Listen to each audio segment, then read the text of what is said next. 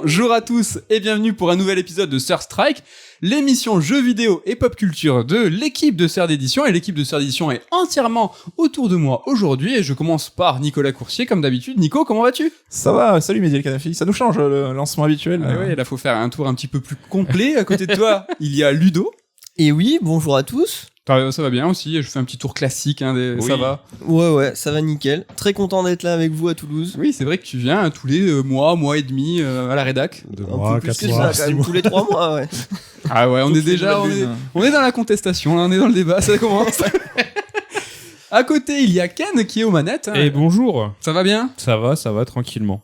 Je digère. Il va falloir qu'on le dise, on sort d'un petit resto et c'est vrai qu'on n'est pas forcément au top. Ça bosse dur ici. Vous venez de l'entendre, c'est Damien. Damien, comment ça va ? Est-ce que ça tweet ? Est-ce que ça buzz ? Ça va très bien, mais pourquoi il y a que Nico qui a droit à son nom, prénom complet, quoi. C'est l'habitude, donc, je pense. pour le branding, si vous voulez suivre, c'est Damien Méchery, @Damien Méchery avec son nom complet. Et oui, il est avec nous. ouais. Donc voilà, il y a Ludo, c'est Ludo, Ken, c'est Ken. Ouais, parce que c'est comme ça. Et un jour, tu auras droit à ton nom de famille. T'es trop deg. Je l'ai dit, je l'ai répété. Oui. Bon, gentil. est-ce que vous voulez connaître le programme de cette émission ? Il y aura du cinéma, du jeu vidéo dans du cinéma, des séries et des sorties Blu-ray. Un épisode bien garni. Alors, dans le détail, on va parler de Sonic 2, le film, qui est encore en salle. On va parler de Encanto, un Disney qui vient de sortir en VOD et en Blu-ray. De Triangle Strategy, un tactical sur Switch, de la série Canal+, Dexter, New Blood, et du jeu de mémoire Blue. Le jeu, il me fout le seum avant que je le dise. Un jeu qui vient d'être dispo partout, mais aussi et surtout sur le Saint Game Pass. Voilà pour le tour de Strike, mais vous retrouverez bien sûr les rubriques habituelles, les vrais débats on the spot, carte noire et carte blanche. Ken, est-ce que t'es motivé ? On va commencer par toi parce que c'est le sujet brûlant d'un film qui est dans salle. C'est Sonic 2, le film. Oui, c'est ça. Exactement. Un carton au box-office européen, français et aussi aux États-Unis. Et un carton dans mon cœur aussi. Et un carton dans ton cœur. Qu'est-ce que tu as pensé de ce film ? Alors, Sonic 2 le film, du coup, qui sort après Sonic le film tout court, qui était sorti en 2020, et donc qui est réalisé, si je dis pas de bêtises, par Jeff Fowler, qui a pas fait grand-chose dans sa vie. Pourquoi tu rigoles, toi ? Commence pas. Il a fait que... En fait, en tant que réalisateur, il a fait que ces deux films. Ouais, parce qu'il est producteur, normalement, je crois, c'est ça ? Après, bon, il a travaillé un petit peu dans le jeu vidéo, justement, sur Shadow, le jeu. Ouais. Il a fait un petit peu d'effets spéciaux aussi. D'accord, ouais, il a pas fait grand-chose. Mais malgré le fait qu'il ait pas fait grand-chose, il s'en sort plutôt bien, dis donc, en réalisation. Surtout en effet spéciaux. Et donc, oui, il y a des... Je pense qu'il y a deux noms à évoquer. Il y a d'une part, du coup, le réalisateur, et puis l'autre nom important à évoquer, et je vais y revenir. Alors, ils sont tous hilares autour de la table, c'est génial. Et là, parce que, à peine tu commences à parler, ton micro il tient plus, Ouais, alors il ça se fait une casse heure la qu'il tient gueule, trop tu bien. vois, genre, je parle de Sonic, il veut plus être là. Et le deuxième nom, du coup, c'est Tyson Hess. C'est là. Tyson Hess, qui du coup... Ce qui porte bien son nom. Bah, pas tant que ça, en fait, parce qu'il est plutôt talentueux, Tyson Hess. Il bosse sur la licence Sonic depuis quasiment 10 ans. Okay. Il était dessinateur chez Archie Comics. C'est lui qui avait réalisé la cinématique d'intro de Sonic Mania. Vous vous rappelez la cinématique toute animée, là, trop belle ? Bien entendu. Voilà, c'est lui qui avait aussi fait le petit dessin animé Sonic Mania Adventure, je crois qu'il s'appelait. Il y a eu aussi un dessin animé sur Team Sonic Racing. Enfin, il est dès qu'on parle de Sonic aujourd'hui, il est souvent là. Okay. C'est un truc qui est assez intéressant, c'est qu'en fait, tout doucement, Sonic est en train de quitter la Sonic Team pour s'adresser à d'autres gens, donc que ce soit par exemple Christian Whitehead qui avait fait Sonic Mania ou Tyson Hess justement qui bosse sur la licence et qui représente le hérisson un petit peu partout en dehors du jeu vidéo. Et en fait, Tyson avait été appelé à l'époque de Sonic 1, à l'époque où c'était la merde, où on avait un hérisson qui était vraiment pas beau. Ah, et donc du le coup, scandale. Voilà, et c'est lui qui en fait avait été mandaté sur le projet pour dire bon, on a besoin d'une nouvelle identité, on a besoin de revoir la chose, revoir la copie, on a besoin de toi parce que tu incarnes le hérisson un peu en dehors du jeu vidéo. Et donc du coup il était venu en renfort et était né le nouveau design de Sonic du coup du film de 2020. Plutôt réussi du coup. Voilà, exactement. Qui avait malgré tout quelques problèmes, parce que du coup, en termes de proportions, comme le Sonic qu'ils avaient imaginé, il faisait 1m85, forcément, quand ils lui ont redonné des proportions de Sonic normal, entre guillemets, il était beaucoup plus petit, donc dans le film, ça se sent un petit peu de temps en temps. Il était si grand le premier. Il avait l'air gigantesque, t'as vu la taille de ses jambes, sans déconner. Ouais, c'est vrai.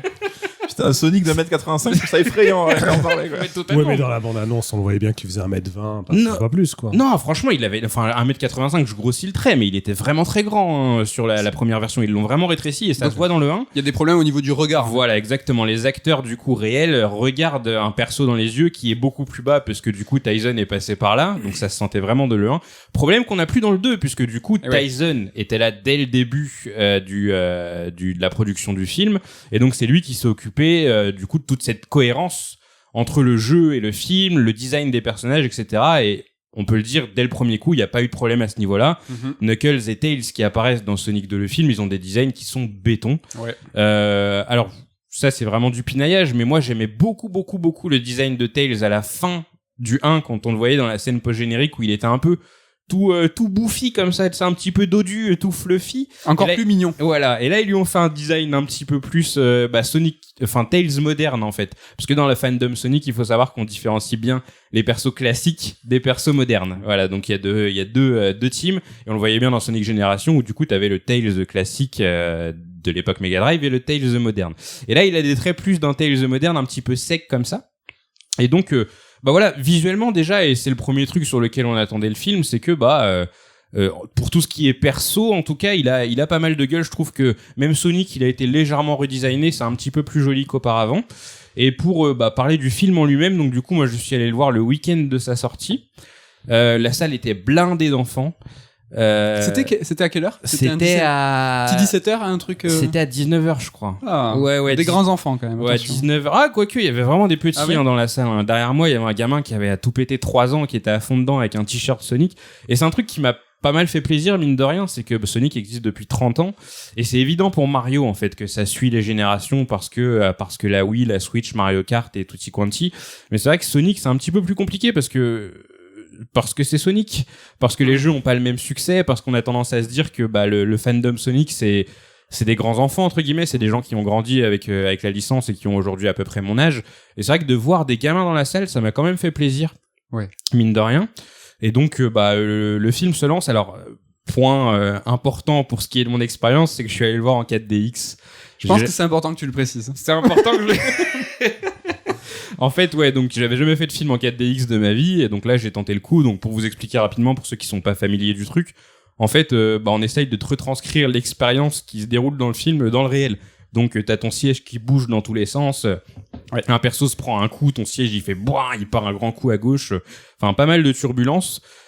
C'était sympa, mais je le referais pas. Ouais. Voilà. En fait, t'as du vent, t'as de l'eau, Ouais, t'as des odeurs aussi, t'as non des odeurs, c'est léger. Alors t'as des trucs qui peuvent te taper derrière les mollets, t'as des choses qui peuvent te taper derrière la nuque. ouais. Des fantômes, ça. Mais t'as un petit peu de tout. Et je sais pas, dis-moi si t'es d'accord, Ken, mais en fait, à l'époque de la 3D, on avait tous halluciné sur cette démonstration Haribo, cette bande-annonce en fait qui montrait la 3D Ouais. Haribo qui était trop bien. Et avant la 4DX, t'as pareil, Oui. une mise en scène, une bande-annonce comme ça avec Ouais. une scène d'action en voiture. Oui, Où exact. tu sens le brûler des pneus, où tu sens l'explosion, les flammes et tout, qui défonce. Ouais, qui est de 10 ouf. fois mieux que n'importe quel film, je pense. Même dans le film, après, par exemple, les odeurs étaient pas trop exploitées. C'était surtout ouais. les jets d'eau de temps en temps, et puis les turbulences. Hein, Il y a de la surtout. neige à un moment. Oui, il y a de la neige, et donc du coup, t'as un petit peu d'eau qui arrive à ce moment-là. Mais alors, je préfère ça à la 3D, parce que, alors ça fait très longtemps que j'ai pas vu un film en 3D, mais je suis vraiment réfractaire à l'espèce de voile noir que tu as quand tu vois des films en 3D avec les lunettes. Mais là, du coup, t'as pas ça, quoi. T'as juste les sensations. Après, c'est vrai que c'est un peu compliqué parce que ça te sort du film. C'est que t'es en train de regarder ton film Zeppo et d'un coup, ça fait ça part à gauche ou dans tous les sens. Sauf qu'il y a plus en plus d'action dans le film. Ça t'a sorti, toi, c'est pas de l'immersion en Alors, plus. c'est pas tant que ça. On va dire que j'ai mis du temps à rentrer dans le film à cause de ça. Ouais. C'est que j'ai dû m'habituer à ce phénomène pour commencer à vraiment apprécier le film. Mais au début, ouais, j'avais tu sais, t'as cette impression d'être dans une salle de ciné, alors que normalement, dans un cinéma, tout est fait pour que tu t'oublies un peu, entre Mais t'es guillemets. plus dans le délire attraction en fait au début. Et que Ouais, regarder, Mais je me suis dit, s'il y a bien un film sur lequel il fallait le faire, c'était Sonic 2, donc du coup, on y est allé à fond. Après, donc du coup, pour parler du film en lui-même, alors on était sorti de Sonic 1 avec Mehdi et Nico, où j'avais apprécié le film parce qu'il y avait Sonic dedans, mais que globalement, je ressortais beaucoup l'argument du c'est un film pour enfants. C'est un truc que je redisais fréquemment, c'est que je peux pas le conseiller à tout le monde parce que c'est un film pour gosses. J'aurais tendance à moins le dire pour le deuxième épisode. C'est que bien entendu, c'est encore un film pour enfants parce qu'il y a des blagues sur les proutes et compagnie, qu'il y a des scènes un peu bizarres dans le film qui font filler, hein, vraiment. Tu dis elles ont été ajoutées histoire d'être ajoutées. Mais j'ai moins ce sentiment que c'est juste un film pour gosses, et je pense que c'est un divertissement plus global. Alors il faut pas s'attendre à avoir de grandes réflexions quand tu vas voir Sonic 2 le film, mais voilà, t'y vas, tu prends un petit kiff, t'en prends plein les yeux. Je mets des gros guillemets avec mes doigts parce que Mehdi a pas trop kiffé les effets spéciaux du film, que malheureusement j'ai pas pu voir en détail puisque mon siège est en train de trembler dans tous les sens, donc je peux difficilement juger cette partie du film. Mais ouais, c'était un divertissement très sympathique. Alors comme beaucoup, j'ai un peu bloqué sur cette scène qui arrive en plein milieu du film. Faut savoir que Sonic 2, le film, est cool aussi parce qu'il s'affranchit un petit peu de ses personnages humains. C'est un truc qui aussi était présent dans Sonic X, le dessin animé, où t'avais beaucoup d'humains au début, et petit à petit, la série, enfin, une fois que le cadre était posé, s'affranchissait de ce cadre pour proposer juste les personnages de Sonic traditionnels. T'as un peu ça dans Sonic le film aussi, où ça met l'emphase davantage sur Knuckles, sur Tails, sur le Dr Robotnik, qui est toujours aussi génial, d'ailleurs, incarné par Jim Carrey. Il l'appelle Robotnik dans la VF, du coup. Il l'appelle Eggman et Robotnik. Il y a les deux. Voilà. Enfin, ça marche un petit peu comme dans le jeu. En fait, c'est Sonic qui surnomme le perso Eggman, mais sinon de base son nom c'est Robotnik. Et donc les humains sont un peu moins présents, mais en fait t'as cette scène au milieu du film où en fait t'as une histoire de mariage qui se déroule à Hawaï. Et t'as une phase qui dure peut-être un quart d'heure, 20 minutes en vrai. C'est long 20 minutes quand même. Ouais, mais surtout que le film en fait dure 2 heures. Et sans un quart d'heure, 20 minutes, il dure 1h40 et il devient beaucoup plus digeste en fait. Donc c'est vraiment dommage. Il faut savoir que j'aime pas les films longs.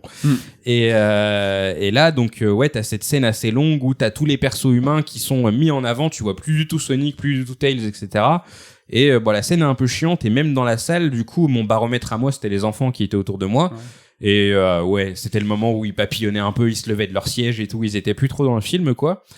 Mais sinon, moi, en tant que fan, personnellement, dans le premier épisode, je m'étais un peu senti mis de côté parce qu'il y avait pas trop de références au jeu en général. J'en demande pas beaucoup. Je demande pas Resident Evil, le film qui est sorti cette année, en 2022, je crois, ou fin 2021, je sais plus. C'était cette année, je crois. Cette année, ouais, sûrement. Ouais. On l'a déjà oublié. Je crois, oui. Ils ont sorti. C'était il y a 3-4 mois. C'était ton film préféré. L'année dernière, je crois. C'était octobre ou novembre. Ah ouais, 2021, je sais plus du tout, mais voilà, ce film Resident Evil, il y va trop loin, je trouve, dans les clins d'œil aux fans. En fait, c'est un film genre, oh bah tu es fan de Resident Evil, viens passer 1h30 à voir des clins d'œil trop lourds dans tous les sens, tu vois, avec des gros clins d'œil, quoi. Et Sonic 1 en avait pas du tout. Sonic 1, c'était juste à la fin du film, t'entends vite fait un arrangement de Green Hill et tu te satisfais de ça et tu te barres, quoi. Sonic 2, je trouve qu'il fonctionne beaucoup mieux sur ce point-là parce que t'as beaucoup de clins d'œil et en plus je les ai trouvés vraiment élégants. Ils sont subtils. Ils sont subtils, c'est que t'as plein de petits trucs. Je pourrais rentrer dans les détails, mais je vais en donner des pas trop compliqués. Par exemple, à un moment, t'as Knuckles et Robotnik qui vont dans un temple, en fait, qui est caché sur Terre. Et ce temple, c'est la labyrinthe zone de Sonic 1. C'est vraiment, tu reconnais les environnements, les toboggans d'eau, etc. T'as des autres petits trucs dans le film. T'as même je te coupe, dans la mise en scène, en fait, quand Sonic va arriver dans ce temple, ça reprend la vue du jeu vidéo, c'est-à-dire en 2D, et t'as Sonic qui tombe à l'écran comme il tombe dans le jeu. Voilà, exactement, ouais. Subtil, disiez-vous. non, mais ça va, tu vois, c'est... Tu l'aurais vu? Non, mais voilà. Ouais, tu vois, c'est un truc que tu vois vraiment si t'as joué au jeu, et bon, c'est pas, tu sais, ça pète pas à la gueule. J'ai mis un petit bout de temps avant de me rendre compte que c'était Labyrinthe Zone, et t'as plein de petits trucs. T'as, sur un hélicoptère, ça va être marqué SA2 comme Sonic Adventure 2. Elle est pointue, celle-là. Oui, elle est pointue. Au début du film, t'as tout un clin d'œil sur la cinématique d'intro de Sonic Adventure. Enfin, c'est plein de petits trucs où pendant le film, moi, en tant que fan trentenaire, j'étais là, genre, ça fait plaisir quand même. Je suis content, mais c'était suffisamment discret pour pas larguer les gens qui regardaient le film. Trentenaire, ça y est. Ouais, c'est bon, c'est dans quelques mois, Damien, faut que je fasse le deuil de ma vingtaine maintenant. Mais même l'histoire du film, non, elle est pas plus recentrée sur la mythologie Sonic C'est Sonic 3. En gros, l'histoire de Sonic 3, c'est Eggman qui se joue de Knuckles en lui disant, il y a Sonic qui veut piquer les émeraudes, il faut que tu l'arrêtes. Et du coup, Knuckles se range du côté d'Eggman avant d'être trahi. Peu ou prou la même chose. Ils ont rajouté des petits éléments pour raccrocher au lore du premier film. Ils ont même dit qu'ils voulaient pas suivre exactement l'histoire de Sonic 1. Je vois ton rictus sur ton visage, Damien. Pas du tout. Aucune moquerie. Mais ouais, non, le film est super bien foutu en fait. Je suis sorti du film et j'étais un peu genre tout content comme un gosse. J'ai passé vraiment un bon moment. Alors après oui, bien entendu, c'est pas parfait. Ça reste une grosse production américaine.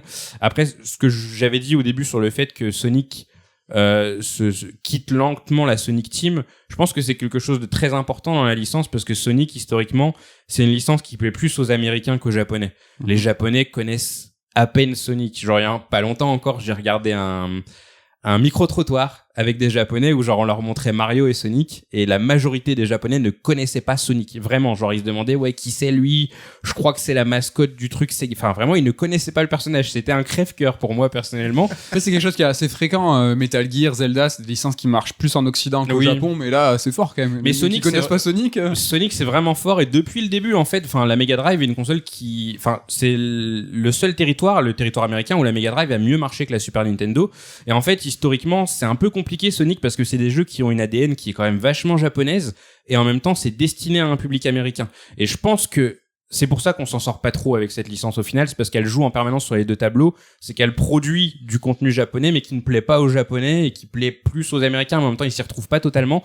Et c'est vrai que là avec le film on s'est affranchi de tout ça, on part sur un film qui est fait par des américains pour des américains et ça marche au final, je trouve, ça marche beaucoup mieux que les jeux. Et c'est vrai que là, j'ai l'impression qu'il est en train de se créer vraiment un gros écart entre les jeux d'un côté et les films de l'autre. Et j'ai du mal à imaginer un monde où les deux continuent de coexister parce que je trouve que c'est vraiment deux entités bien différentes, c'est deux visions d'un même Sonic. Et Moi j'aurais une question justement, est-ce que tu penses qu'ils vont se rejoindre un jour? C'est-à-dire comment penses-tu qu'il y aura un jeu Sonic le film ou quand le prochain Sonic canonique sera plus inspiré des Ouais. films que de l'icône de l'époque? alors très honnêtement, moi en tant que fan des jeux vidéo avant tout, c'est limite un crève-cœur de dire ça, mais je pense que c'est quelque chose de logique et qui devrait arriver pour la licence. C'est qu'en fait les jeux devraient se tourner vers le film, parce que comme je vous le dis, il y a vraiment deux univers distincts et on se rappelle qu'à l'époque de Sonic 1, ils ont sorti Sonic Colors, Sonic 1 le film du coup, ils ont sorti Sonic Colors Ultimate un peu en catastrophe pour dire regardez, vous avez kiffé le film, il y a un jeu vidéo qui existe. Ils avaient mis un porte-clés tout dégueulasse de Baby Sonic dans l'édition limitée pour faire un lien entre guillemets entre les deux. Mais c'est vrai que tu joues à Sonic Colors, enfin ça a rien à voir avec l'expérience que t'as sur le film sur plusieurs degrés quoi. Et j'ai peur que ce soit la même chose avec Sonic Frontiers et du coup ils sont en train d'attirer toute une nouvelle communauté de fans assez jeune, il faut l'avouer, parce que c'est un film qui s'adresse quand même à un public, je pense, assez jeune. Et ces fans-là vont pas forcément se retrouver dans le jeu vidéo qui propose quelque chose de radicalement différent au final, qui s'adresse plus à des gens comme moi qui ont grandi avec Sonic, qui savent l'appréhender avec un game design bien particulier. Donc je suis très curieux de voir comment ça va évoluer. Moi bien sûr en tant que fan des jeux japonais, que fan de la Sonic Team, j'aimerais qu'ils continuent à produire des jeux comme ils l'ont toujours fait entre guillemets, parce que leur dernier jeu était pas incroyable, mais je pense que pour le bien de Sonic il faudrait plutôt se tourner vers les films. Ouais, peut-être deux franges aussi de jeux, peut-être un Kirby-like façon Sonic le film, un truc pour les plus jeunes, Ouais. et puis les Sonic à l'ancienne pour les grands adultes. Pourquoi pas, Parce qu'ils avaient un peu essayé avec Sonic Boom, non, à l'époque C'était une tentative et c'est intéressant que t'en parles Nico, parce que c'est une des rares fois où le public américain, enfin les Américains ont touché à Sonic. Ça arrivait très peu de fois dans la licence. Il y a eu Sonic 2, il y a eu Sonic 3D, et je crois que c'est quasiment tout. Sonic Air aussi qui était fait en Angleterre, mais il y a eu très peu de jeux Sonic qui ont été faits en Occident.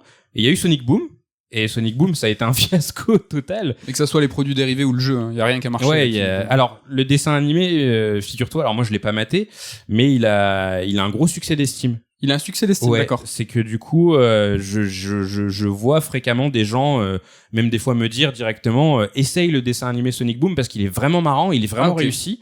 Mais par contre, le jeu, c'est un scandale. Ils en ont sorti 2, parce que 3 même, je crois, parce qu'il y a la version 3DS, la suite de la version 3DS, la version Wii U, et les 3 sont catastrophiques. Donc, enfin là, je pense qu'on est arrivé un peu à un moment charnière pour Sonic. En fait, c'est que, qu'est-ce qu'on fait ? C'est que les jeux vidéo sont vraiment un miroir du passé. Le jeu qui a le mieux marché, c'était Sonic Mania en plus. En tout cas, ce qui est sûr, c'est que les films marchent mieux que les jeux. Là, il y a pas photo, quoi. Là, au moment où on enregistre, je crois qu'il est à 162 millions de dollars de recettes. Ok. Il est devant Sonic 1, qui était déjà Aux États-Unis. Non, au monde. Dans Il le est monde sorti entier. avant, 162. Ouais, 162 aux États-Unis. Il est sorti il y a pas longtemps. Il est sorti il y a 5 jours. Et en 5 jours, il a fait 80 millions, je crois, aux États-Unis. Donc c'est au-dessus de Sonic 1 et c'est là dans le monde, c'est la 6e sortie cinéma Il a de fait l'année. plus je même, crois. il a fait 110 et le premier c'était 72 et il a fait 32 millions de plus le 2 que le 1 Ouais, en international. quelques jours, du coup, ouais. donc c'est vraiment un des gros cartons.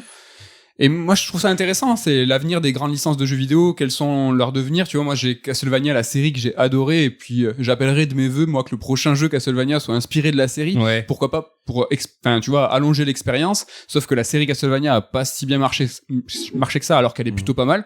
Là, Sonic, j'y vois un espoir, parce que les films ont justement fonctionné. Donc, s'il y a surfé sur quelque chose, ça sera sur les films, et pas sur les jeux. Ouais, parce que la Sonic Team, ils pédalent dans la semoule, ils s'en sortent pas, ça se voit. Le 30e anniversaire, c'était l'année dernière. Ouais. Le truc le plus fou qu'on a eu, c'était un concert qui était magique. Vraiment, le concert m'a tiré l'alarme, mais c'est tout ce qu'on a eu. Il y a même ils ont prévu même une compile Mega Drive. On n'a pas vu la couleur, ils ont même repoussé la compile. C'est du gros délire. La Sonic Team ne s'en sort pas. Et je pense que le salut se trouve au final de ce côté, quoi. Mais on parlera tout à l'heure de Sonic Frontiers, parce qu'on va parler du futur de l'année 2022. Petit tour de table avant, est-ce que vous avez envie de voir ce Sonic 2, Damien? Non, pas du tout. Je n'ai pas vu le 1 en même temps. D'accord. Est-ce que tu as envie de voir Sonic 1? Tu fais pas d'effort, Damien. Non, mais pour moi, quand je vois Sonic 1, le film, j'ai l'impression de voir Alvin et les Chipmunks, le film, ou les Schtroumpfs, le film, et ça me donne pas du tout envie. Je peux pas t'en vouloir parce que je comprends parfaitement la comparaison. Donc, c'est pas, même si on te prête, on va te le prêter, le Blu-ray. Bon, à l'occasion, pourquoi pas. Mais je trouve que justement le 2 est moins sur ce délire les Schtroumpfs ou Alvin et les Chipmunks, c'est qu'il a réussi à s'émanciper un peu et faire autre chose. Ludo, petit tour de table, toi aussi? Bon, moi, Sonic. si on me prête le DVD ou quoi, je veux bien le regarder avec ma nièce. Ah. Ouais, pourquoi pas. Mais sinon, Ludo fait plus d'efforts déjà. La tu vois. transmission. mais sinon de moi-même, j'irai pas au cinéma pour voir Sonic. Nico, je crois que tu nous as déjà parlé de ton ressenti sur le film. Est-ce que là, C'était, Ken t'a convaincu? Non, mais j'y serais allé avec plaisir avec vous deux au ciné, mais y aller sans vous, pas trop d'intérêt. J'attendrai le Blu-ray. Peut-être une séance sœur où on Voilà. regardera tous ensemble les deux films en même temps sur une soirée. Un marathon Je serais Sonic. peut-être malade ce jour-là. Peut-être. Arrêt de travail. Merci Ken pour tu nous as parlé de Sonic 2. Le film, on va rester sur l'enfance ou pas? Est-ce que c'est un dessin animé, un film d'animation pour les grands et les petits? Damien, c'est à toi de nous parler de Encanto, le dernier Disney qui vient de sortir en VOD C'est et vrai qu'il y a Blu-ray. une thématique un peu film pour l'enfance, là, pour les enfants. C'est pour les petits, c'est des dessins animés en animation. Mais comme tu dis, celui-là, c'est pour les petits, pour les ados, pour les grands, pour tout le monde. C'est Encanto, donc le dernier film d'animation de Disney, qui vient de sortir en Blu-ray là il y a quelques semaines. Ouais. Qui a eu l'Oscar du meilleur film d'animation. Ce qui, je le rappelle encore une fois, ne veut strictement rien dire, puisque très souvent, chaque année, c'est un film Disney ou un film Pixar qui a l'Oscar du meilleur film d'animation, puisque de toute façon, les films d'animation sont complètement dépréciés auprès des Oscars. Ils s'en foutent de l'animation, c'est pas du cinéma, voilà, c'est ce qu'ils disent. Bref, mais Mais Encanto, catégoriser l'animation, de toute façon, c'est nul. C'est pas un genre, Bien sûr. c'est une, oui, ouais, voilà. c'est pas un genre, c'est une manière de mettre Oui, en exactement. forme quelque chose. Mais après, en termes de cinéma, c'est le reste du cinéma comme n'importe quel film. Exactement. Et donc Encanto, j'étais pas allé le voir au cinéma, j'avais pas particulièrement envie de le voir. En fait, la bande-annonce, je l'avais trouvé sympathique, mais sans plus. Il y avait pas trop de hype. Non, il n'y a pas eu trop d'âme, même au niveau des retours critiques. Quand on regarde en France, en tout cas, la critique presse a été plutôt positive autour du film, mais sans grand enthousiasme non plus. Et voilà, c'était bien, sympa. Voilà, en gros, le nouveau Disney de l'année, sans plus. Et je l'ai regardé, et en fait, ça a été une petite claque en me disant, mais merde, c'est vachement bien. Ah là là, c'est vachement bien. Ouais. Et même mieux, récemment, j'ai vu aussi le Pixar, là, Turning Red, que j'ai beaucoup aimé, Alerte Rouge en français, je crois, que j'ai beaucoup apprécié, qui, pareil, m'avait pas du tout convaincu avec sa bande-annonce. C'est le moins qu'on puisse dire. C'est ça, ouais. Elle m'avait même énervé, la bande-annonce, et pour le coup, quand j'ai vu le film, j'étais très content. Mais là, Encanto, c'est encore au-delà. C'est que je trouve que pour moi, c'est l'un des meilleurs Disney de ces 20 dernières années. Je l'ai trouvé intelligent, beau, et touchant, drôle, super bien rythmé. Enfin, vraiment réussi à tous les niveaux. C'est un film qui se concentre donc sur une famille colombienne au début du XXe siècle, c'est en Amérique du Sud. La Colombie. Pour les géographes qui nous écoutent. Après, il est pas trop, la temporalité est pas très très importante. La temporalité n'est pas très importante. Ce qui est important, c'est l'idée. En gros, ça se base un peu sur l'idée du réalisme magique, et où en fait, c'est une famille, donc la famille Madrigal, qui en fait, chaque membre en fait se voit attribuer un pouvoir à un certain âge dans l'enfance en général, et donc c'est une famille qui vit tous ensemble dans le même village en fait, et surtout autour d'une maison elle-même magique. Et l'héroïne, elle, par contre, est la seule à ne pas avoir reçu de don magique en fait dans cette famille. Et c'est un film qui joue là-dessus. On pourrait se dire qu'en fait, là, ce qui est intéressant, c'est que l'arc narratif, on pourrait dire, tourne autour de cette idée de ce personnage qui n'a pas reçu de don magique, mais en fait, ça va bien au-delà de ça. C'est vraiment de traiter autour des fractures familiales, etc. Et de manière très littérale, c'est-à-dire, comme d'habitude avec les films Disney ou les films Pixar, de jouer sur la métaphore visuelle pour expliquer, en fait, le propos. Et là, donc, tout tourne autour de comment la maison est personnifiée, comment elle évolue, dans les choix de couleurs, dans son architecture, dans les symboles, notamment ce qu'il y a dans les interstices de la maison. Enfin, voilà. Après, il y a beaucoup de magie, la maison est vivante, hein. Il y a une incarnation. La maison est vivante. Chaque personnage, en plus, c'est très en couleur, en fait. Ah oui. Chaque personnage est très identifiable. Tout le monde est présenté dès le début avec la toute première chanson qui est déjà très entraînante et où justement l'héroïne présente l'ensemble de la famille Madrigal de manière très drôle.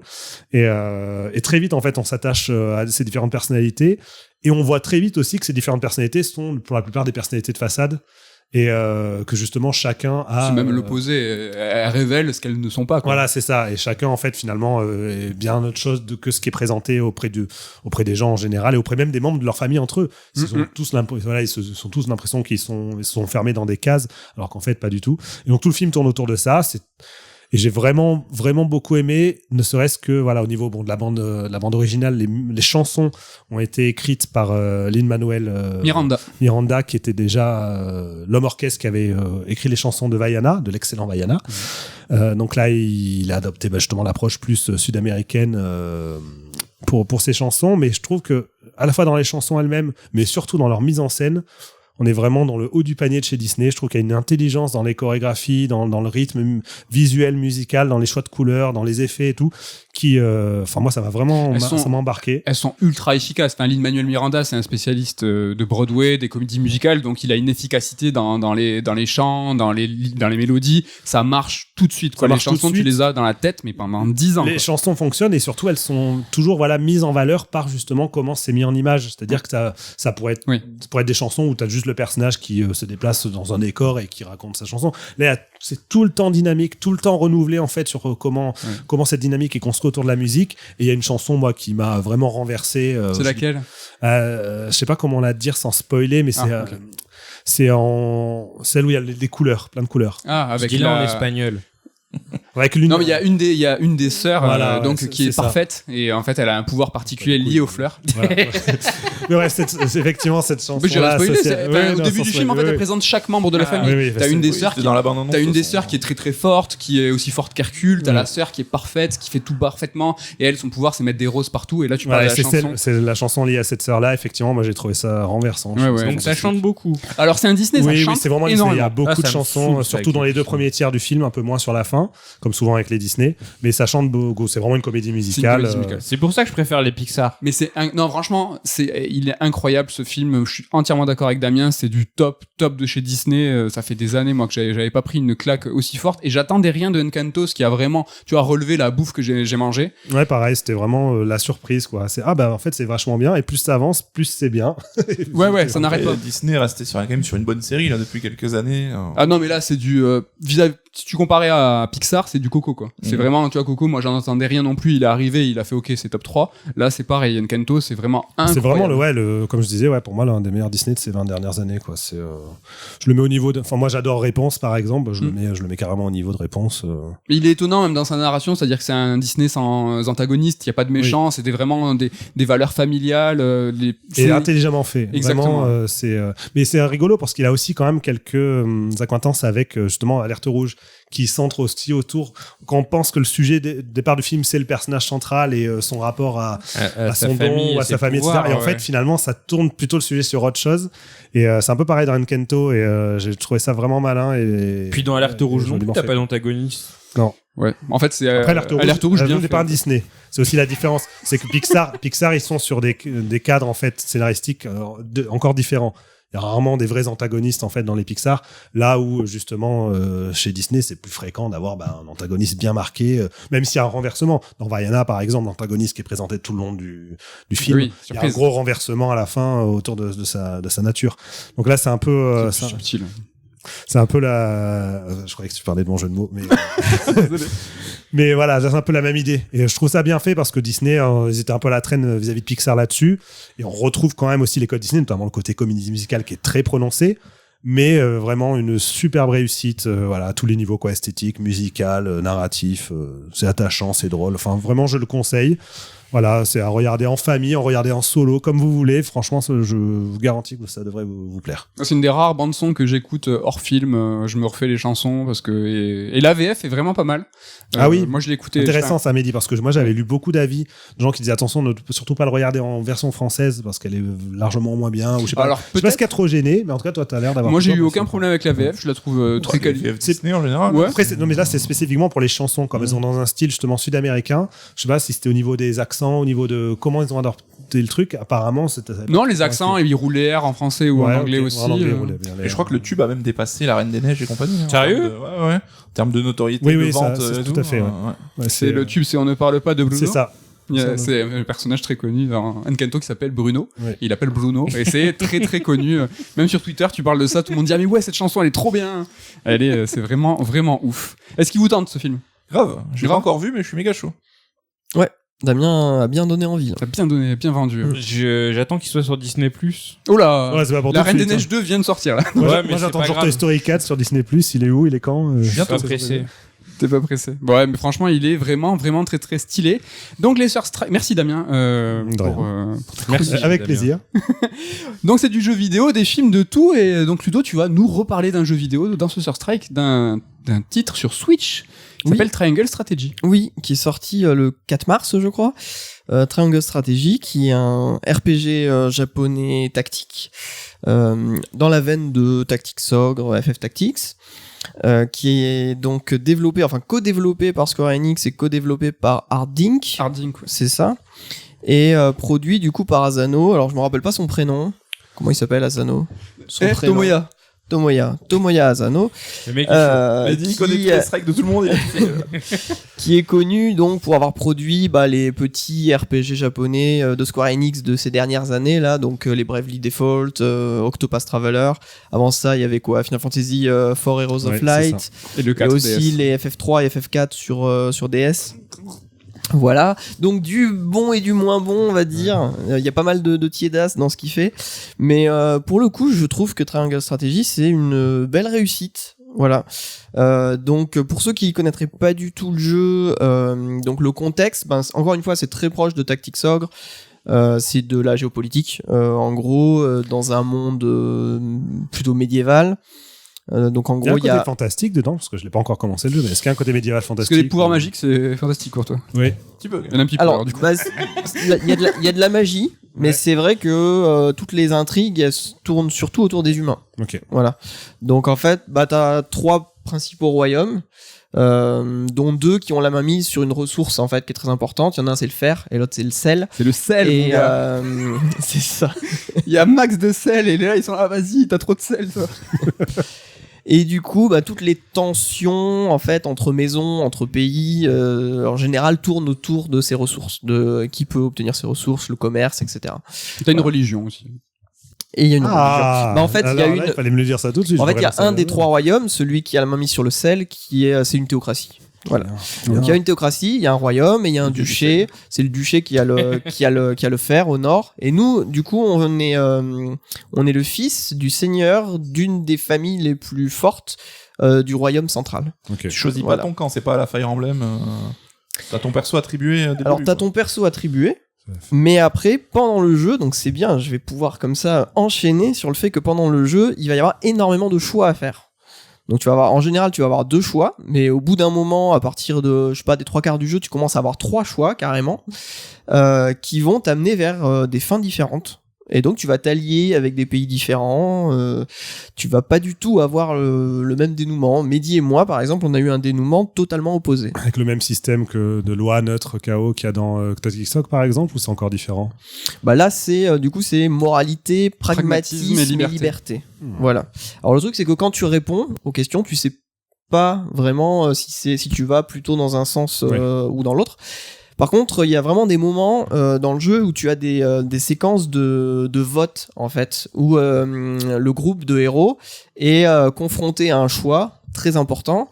Ils savent pas vraiment vers où il faut aller. Enfin, en tout cas, ils sont divisés. Il y en a certains qui veulent aller dans une direction, d'autres dans l'autre. Et du coup, vu qu'il y a 7 personnages, ils décident de voter.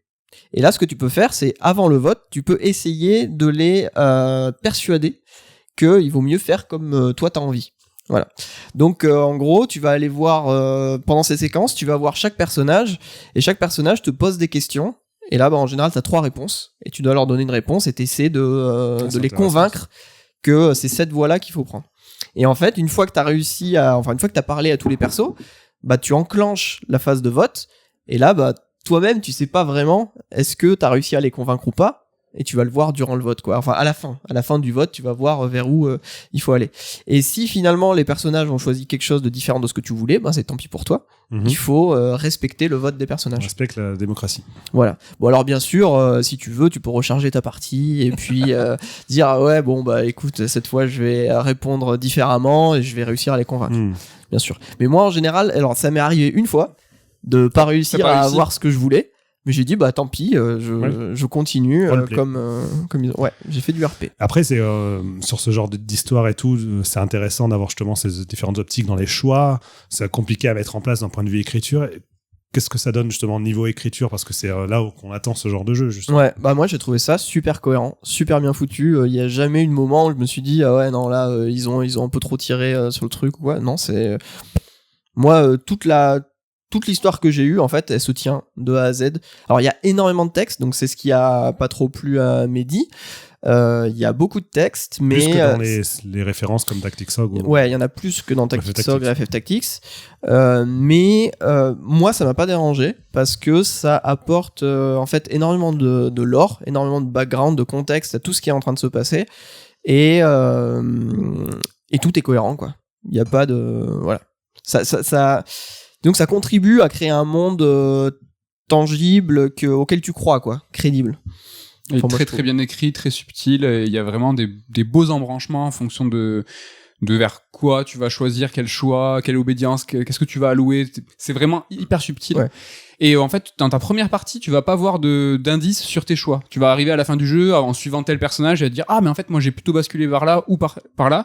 Et en fait c'est dans le New Game Plus où tu vas avoir vraiment les jauges où tu vas pouvoir en fait choisir une autre voie en disant je vais plutôt prendre de la moralité plutôt que de prendre la liberté, alors qu'au début c'est plus du roleplay, tu vas plus incarner en fait ce que toi t'aurais fait si t'étais un général de guerre. Damien. Okay. Ouais, quand t'es en New Game Plus en fait t'as les trois réponses et à côté il y a vraiment écrit liberté, pragmatisme, machin, donc là ça apparaît en New Game Plus pour t'aiguiller pour que tu puisses changer en fait, parce qu'en plus il y a même des personnages secondaires que tu recrutes au fur et à mesure de l'histoire et qui dépendent de ton alignement en fait.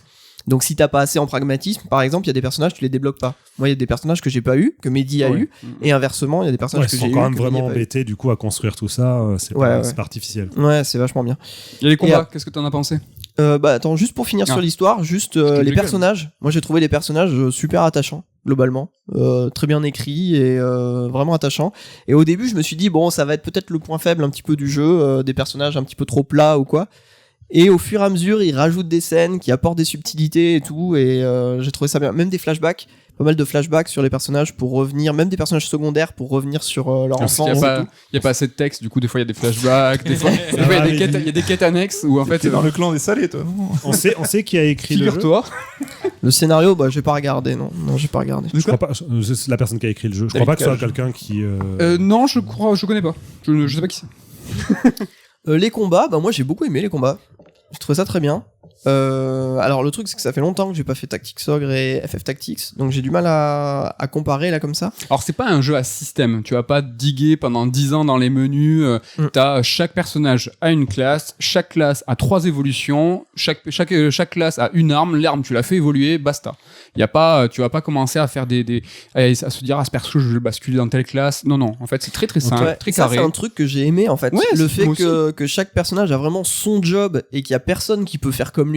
Ça fait que chaque personnage peut être super intéressant selon la carte en fait dans laquelle t'es. Ça c'est un truc aussi que j'ai beaucoup aimé, c'est que les cartes sont très variées et d'un point de vue tactique, des fois t'as vraiment pas du tout la même tactique d'une mission à l'autre, rien que en fonction du terrain en fait. Parce que le terrain te dit ah ouais là t'es bloqué dans un cul-de-sac, il faut vraiment que tu réfléchisses à par exemple tu vois bloquer un côté pour faire une sorte de goulot d'étranglement de l'autre, et voilà dans une autre carte ce sera pas du tout la même chose, donc il te faudra pas forcément les mêmes personnages.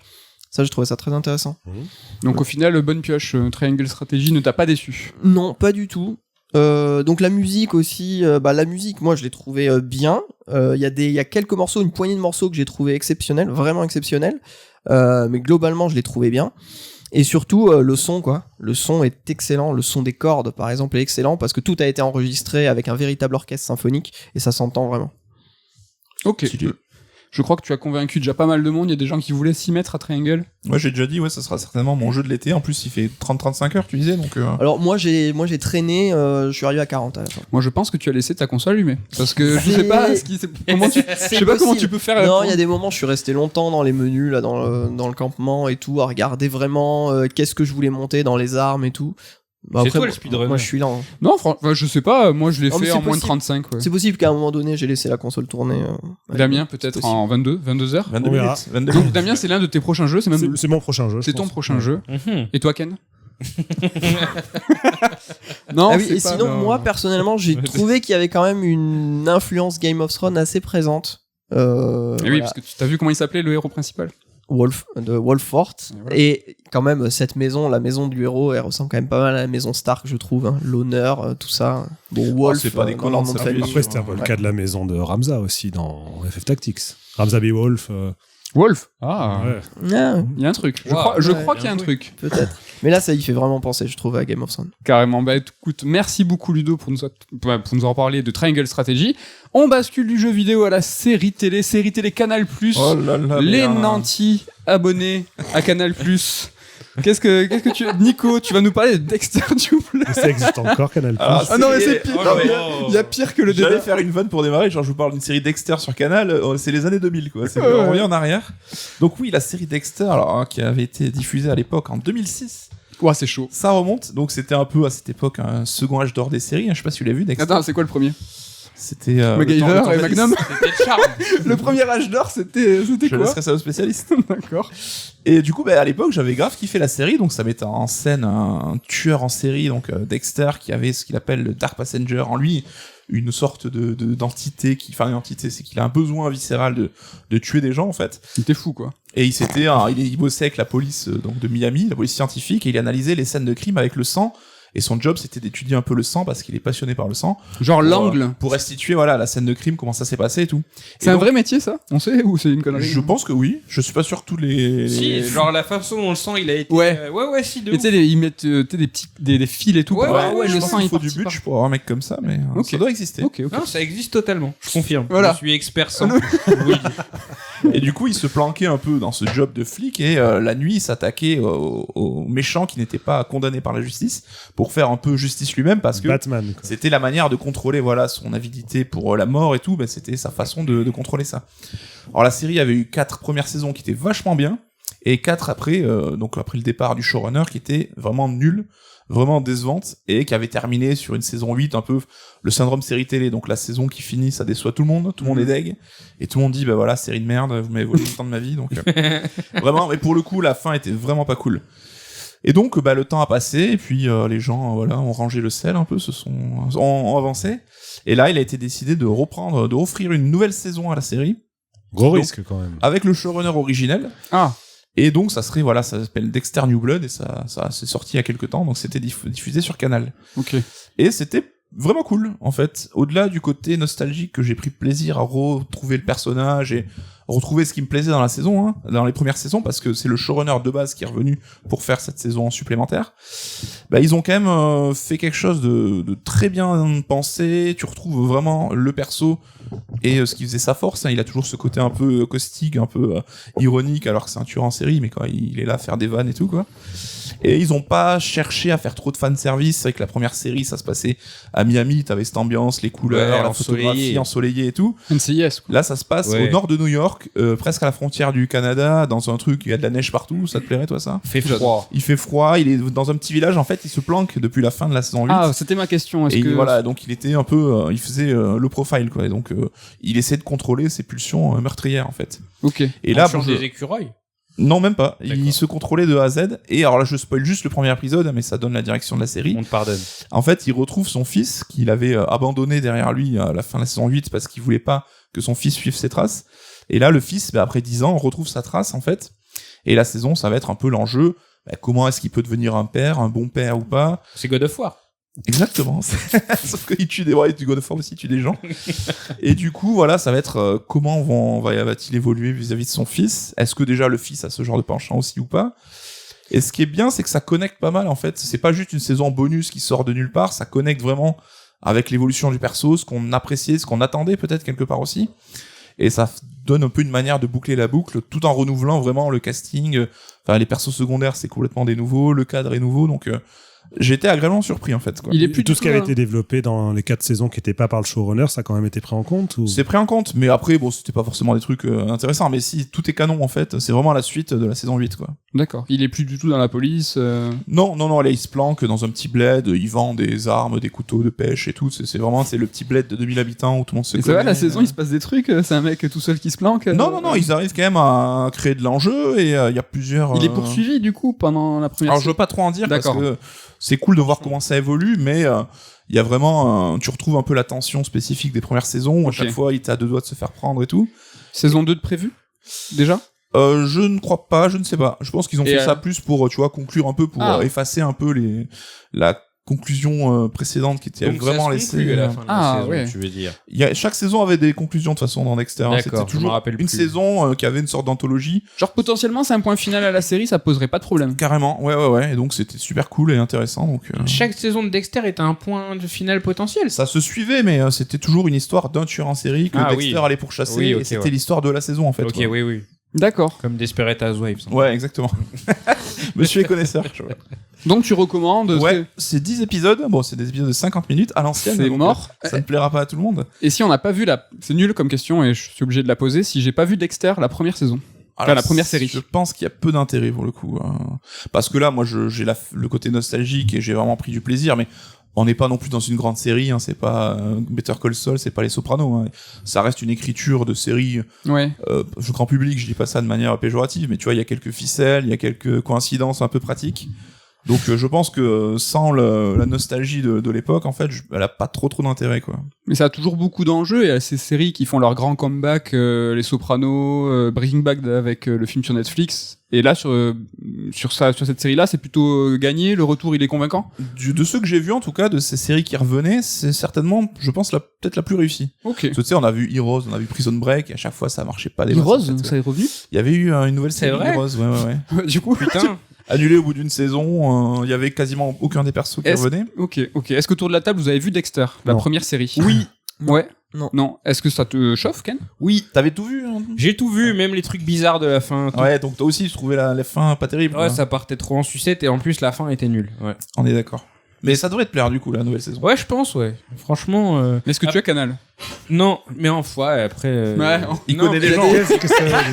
Ça se dit pas, Eh, demande à Damien. Même pas. Je suis pas. Au pire, je serai patient, ça arrivera quelque part de façon légale. Et à Oui. ce moment-là, je serai là. Sur TF1. Voilà. En 2028. Sur France 2. Ça va Après le peut-être. journal de Par 20h. exemple. Par exemple. Bon, Non, bah, mais- cool. Après, j'ai toujours trouvé ça un peu chelou, les revivals comme ça. Ouais. Enfin, El Camino, je l'ai super mal vécu personnellement. Hein, le Donc- truc après Breaking Bah, Bad. le Breaking Bad, Camino, ouais. c'était sympathique à regarder, mais ça avait peu d'intérêt au global, en fait. Ouais. quoi. Mais est-ce que le c'était vrai, pas- le vrai comeback de Breaking Bad, c'est Better Call Saul? Peut-être plus que. El Ouais, Camino. mais qui pour le coup. Qui est une préquelle, ouais, ou je sais pas. Ça gagne Non, sa mais- vraie identité, quoi, Better Call Ouais, Saul. voilà. Quand même, t'as un comeback, je pense que t'as oublié, mais il y a un comeback qui est intestable. Hein, autour 25 ans après la série. Ah, Twin Peaks. Bah oui, Oui, j'ai pas vu Twin Peaks. Intestable. Et celui-là était convaincant. Plus que convaincant, c'est un chef-d'œuvre absolu, la saison 3. Ça explose tout ce qui a été fait partout. Sur Terre. Mais est-ce que c'est diffusé sur Canal? C'est ça? Je connais pas Canal. Canal Plus, pour moi, c'était les années 90, début 2000. Ah, donc, bah là, on était un petit peu dans les années 2000. là. Ouais, une petite nostalgie. Bah écoute, merci beaucoup Nico. Tu nous as parlé de Dexter, une série. On va revenir dans le jeu vidéo et je vais vous parler. C'est à mon tour de vous parler de Mémoire Blue, Alors là, je vais boire tes paroles, Mehdi. un jeu que j'ai poussé. Alors, est-ce qu'on replace un peu de contexte? Je sais pas, là. C'est ça, il faut. parce Alors, qu'il faut- attends. il faut savoir qu'avant de le faire, Mehdi a essayé de nous le refourguer à tous. Il C'est voulait que- absolument qu'on le fasse, mais pour se moquer, en fait. Oui, il voulait voilà, qu'on le fasse il pour que était lui là, se moque. Ah les gars, c'est sur le Game Pass et tout. Allez-y, faites-le. Et C'est en pas fait, long. avec Nico, on n'a rien lâché, donc du coup. C'est vrai que vous avez tenu bon malgré un forcing plutôt. Alors, c'est un jeu édité à Annapurna. Exactement. et, Ah, mais c'est pour ça. Tu es un peu du genre à te moquer. moquer de leur ligne éditoriale. J'aime pas trop Annapurna. J'aime pas trop leur façon de faire, comment ils éditent, les messages, les métaphores, Tu peux tout ça. rappeler ce que c'est les jeux Annapurna pour les gens qui auraient peut-être pas. C'est maquette, c'est 12 minutes, c'est Outer Wilds qui est bien, Ouais. c'est Solar H qui est bien. C'est Mais Kentucky Road Bon, Zero. bah, c'est ça va, Kentucky c'est Kentucky Route Zero. Ouais. Mais il y a pas longtemps, dans un Red Alert, on a fait un top 3 des jeux qu'on n'a pas joué mais qu'on déteste. Ouais. Top 3 très bête hein, pour la Bien blague. sûr. Et en fait, j'avais quasiment un top 3 des jeux Annapurna et puis j'étais allé voir sur les jeux à venir de Annapurna et c'est là où j'ai découvert Mémoire Blue. Et je me suis dit, ah, vas-y, je vais pas abuser, mettre 3 jeux Annapurna. Et donc celui-là, j'avais vu le trailer, j'avais dit, mais ça jamais j'y touche. Ouais. Et donc voilà, j'ai appris qu'il arrivait sur le Game Pass et puis je me suis lancé. C'est un petit jeu, hors de Cloister Interactive, hein, un studio new-yorkais, mais Qu'on connaît tous. qu'on connaît tous, c'est leur premier jeu. C'est leur premier jeu, mais On bon, les connaît quand même. ils sont en télétravail, ils sont un petit peu partout. Et donc, qu'est-ce que c'est Mémoire Blue hein, c'est l'histoire de Myriam, qui est une championne de natation, en dépression ou pas. En fait, elle est pas bien, elle se questionne. Elle subit la pression un petit peu du succès, elle est toute seule et en fait ce jeu va nous faire l'accompagner dans ses souvenirs, elle va se remémorer son enfance, elle va se remémorer le divorce de ses parents, sa mère qui l'a élevée seule. Et en fait le jeu se résume par un enchaînement de petites séquences. Il y a pas de gameplay, il y a pas d'enjeu, c'est pas compliqué, c'est pas compliqué, Il y a pas de narration. c'est pas amusant, c'est pas en fait dans le sens où il y a pas d'énigme, c'est pas dur, il y a pas d'enjeu dans ce que vous allez faire manette en main. C'est presque un essai ludique quelque part, quoi. Calme-toi avant de claquer mes conclusions, toi. Ça suffit, pas dans toutes les émissions, quand même. Le mec me suit. Mais non, mais exactement, t'as raison. On va pas se demander s'il faut un jeu vidéo doit être forcément amusant, et je me tourne vers toi, Damien. Bien sûr que non. Parce que t'aimes les jeux chiants, Damien. Voilà, c'est ça. Moi, j'aime Annapurna, donc.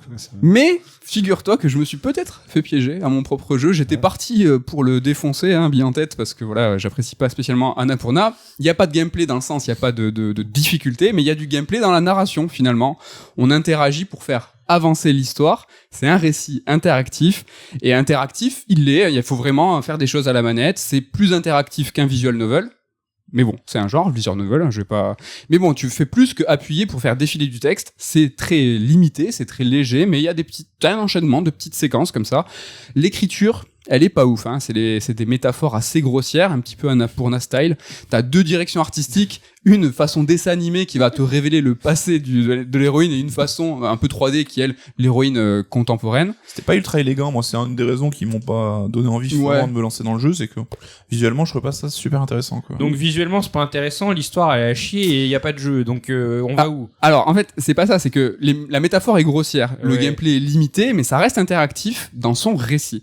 Et le truc c'est qu'on peut y voir une certaine forme de poésie vidéoludique. Et en fait, c'est une poésie dans la forme. Je te regarde à toi, Damien. Mais non, je ne te parle qu'à toi. Dans les yeux. Dans la forme et dans le fond, le jeu est court. Il fait 1 heure. Court comme un poème, en fait. Et chaque petite séquence peut être interprétée comme un vers d'un poème. Chaque petite séquence, comme ça, va s'enchaîner. Le souci, c'est ce que ça raconte, hein, la métaphore globale est un petit peu basique, même si assez rare dans le jeu vidéo. Est-ce que vous connaissez beaucoup de jeux vidéo qui vont parler en fait d'une femme célibataire qui a la difficulté d'élever un enfant seul, là c'est l'héroïne en fait qui est une championne de natation qui se retrouve avec la pression du succès et qui finalement se rappelle quand sa mère n'allait pas la voir quand elle était récompensée, que finalement mais sa mère elle allait pas la voir parce qu'elle travaillait, charbonnait. Elle était là, elle charbonnait. Espèce d'ingrate. Donc finalement c'est vrai que c'est assez grossier, mais c'est plutôt rare, donc je pense qu'il faut quand même le relever, c'est plutôt assez intéressant. Oui. Le truc, c'est que les métaphores les plus puissantes dans le jeu vidéo, c'est souvent celles qui sont appuyées par le gameplay. On se souvient de Braid, on se souvient de The Witness, qui je pense, sont les 2 meilleurs exemples de gameplay qui appuient un message très fort et très puissant. Du même auteur. Tu me vois arriver, toi. Et en fait, le jeu Mémoire Blue, il pourrait être assez touchant, je pense, pour certaines personnes qui ont la parentalité pas très loin. Et franchement, la fin est un petit peu touchante, même si très pathos avec une petite guitare sèche. Mais bon, ça, le truc, ça peut être touchant. Moi, la fin, elle m'a pas fait pleurer, mais j'ai fait, c'est un petit peu sympa, alors que je m'étais un peu fait chier pendant 1 heure.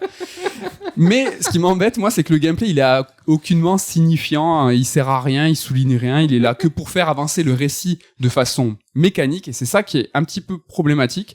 Bon, il faut pas être trop dur, le jeu il coûte 7€, il est disponible dans le Game Pass. Donc... 7,99€. Ah, attention. Vérité, attention. Désolé, 8€. Franchement, il faut au moins relever, tu vois, le fait que ça n'existe pas trop. C'est un jeu étudiant qui a trouvé un éditeur, qui a trouvé Annapurna. Je pense que ne serait-ce que ça a une performance, tu vois, quand t'es en école, tout ça. C'est une petite équipe qui a réussi à convaincre Annapurna, donc rien que pour ça, c'est plutôt pas mal, je trouve. C'est étonnant que des étudiants se penchent sur justement un peu la crise d'une personne d'âge mûr quelque part, tu vois, un peu comme dans Lake dont tu nous avais parlé. Exactement. Elle est un peu plus jeune que dans Like. Ouais.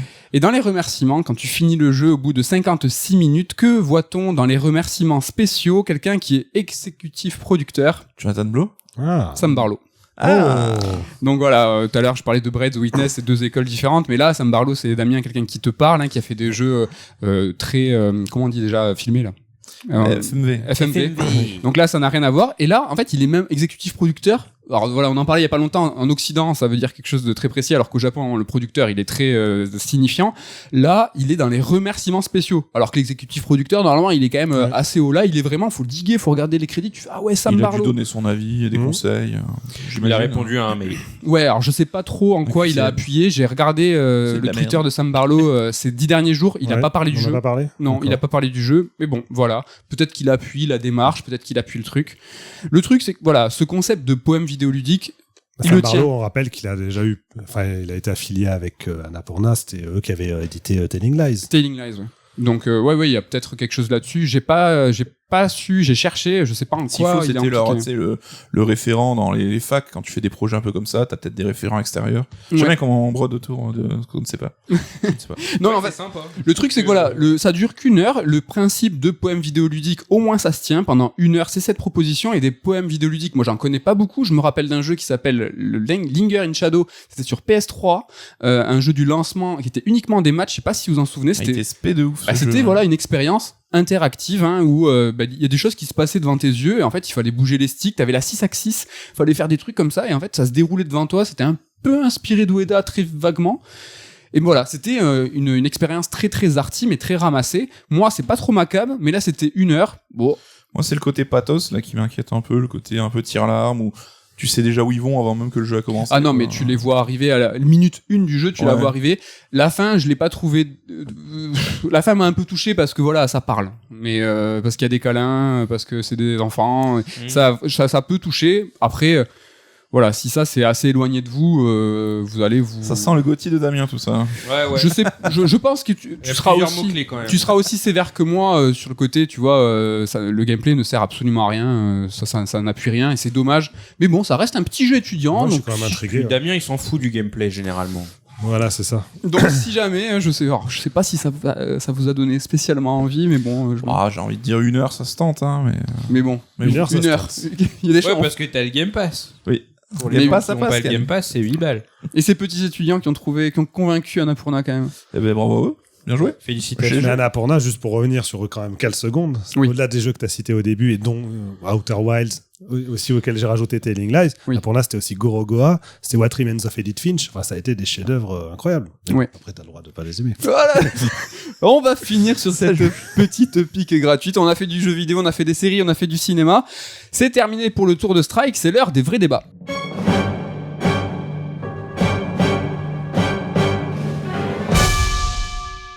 Les vrais débats, c'est les débats qui comptent, c'est les débats importants. On n'est pas là pour acheter du terrain. Il faut répondre par oui ou par non. Il faut donner. Je sais pas où je vais. C'est des questions qui sont un peu rigolotes. Calmez-vous, c'est des vrais faux débats. Ce mois-ci, on va se pencher sur une actu, un jeu qui a été annoncé il y a peu, c'est Kingdom Hearts 4. Et la question, c'est qui attend encore Kingdom Hearts 4 ? Je me tourne vers qui ? Damien, fan de Kingdom Hearts. Est-ce que tu attends KH4 ? Je peux plus voir la série, j'arrive plus. Malgré ce trailer, malgré. Ouais, non, mais je pense qu'au moment où il sortira, je serai très content de le faire. J'aurai peut-être la passion qui reviendra, mais Kingdom Hearts. Pourtant, j'ai été le seul ici à défendre le 3 quand il est sorti. Il faisait partie de mon top. On avait eu un peu moins de patience que toi, non ? Voilà, il faisait partie de mon top 2019, alors que ça a été une année extraordinaire 2019. Mais étrangement, Kingdom Hearts 3, ça a été partagé, où je l'avais fait, j'ai adoré. Mais en même temps, j'ai été déçu par les 2 dernières heures qui sont un peu la conclusion de tout cet arc, justement, et la conclusion en elle-même m'avait énormément déçu. Et du coup, après, je suis passé complètement à autre chose. C'est-à-dire que Kingdom Hearts, c'était des grands souvenirs. Il y a un moment, en plus, même dans Kingdom Hearts 3, qui fait partie des plus beaux moments que j'ai vécu dans les jeux vidéo en général. Le générique de fin, quoi. Hein ? Le générique de fin. Non, pas du tout. Non, c'est un lieu en particulier où on va dans le jeu, mais bref. Mais bon, après ça, finalement, j'ai jamais retouché le jeu, j'ai même pas fait le DLC.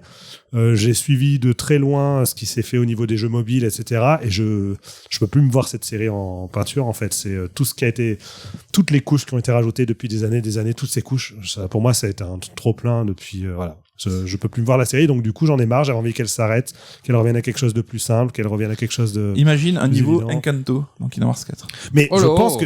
Non mais sérieusement, s'il y a des niveaux...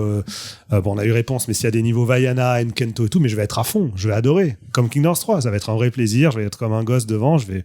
Il y a quand même... Et peut-être que beaucoup la de chance. passion va revenir, mais là pour l'instant, j'ai vraiment plus envie de toucher à cette série. On va quand même se taper encore un monde Aladdin et Hercule, hein, même dans KH4. C'est quand même très probable. Hein. Aladdin n'était pas dans le 3.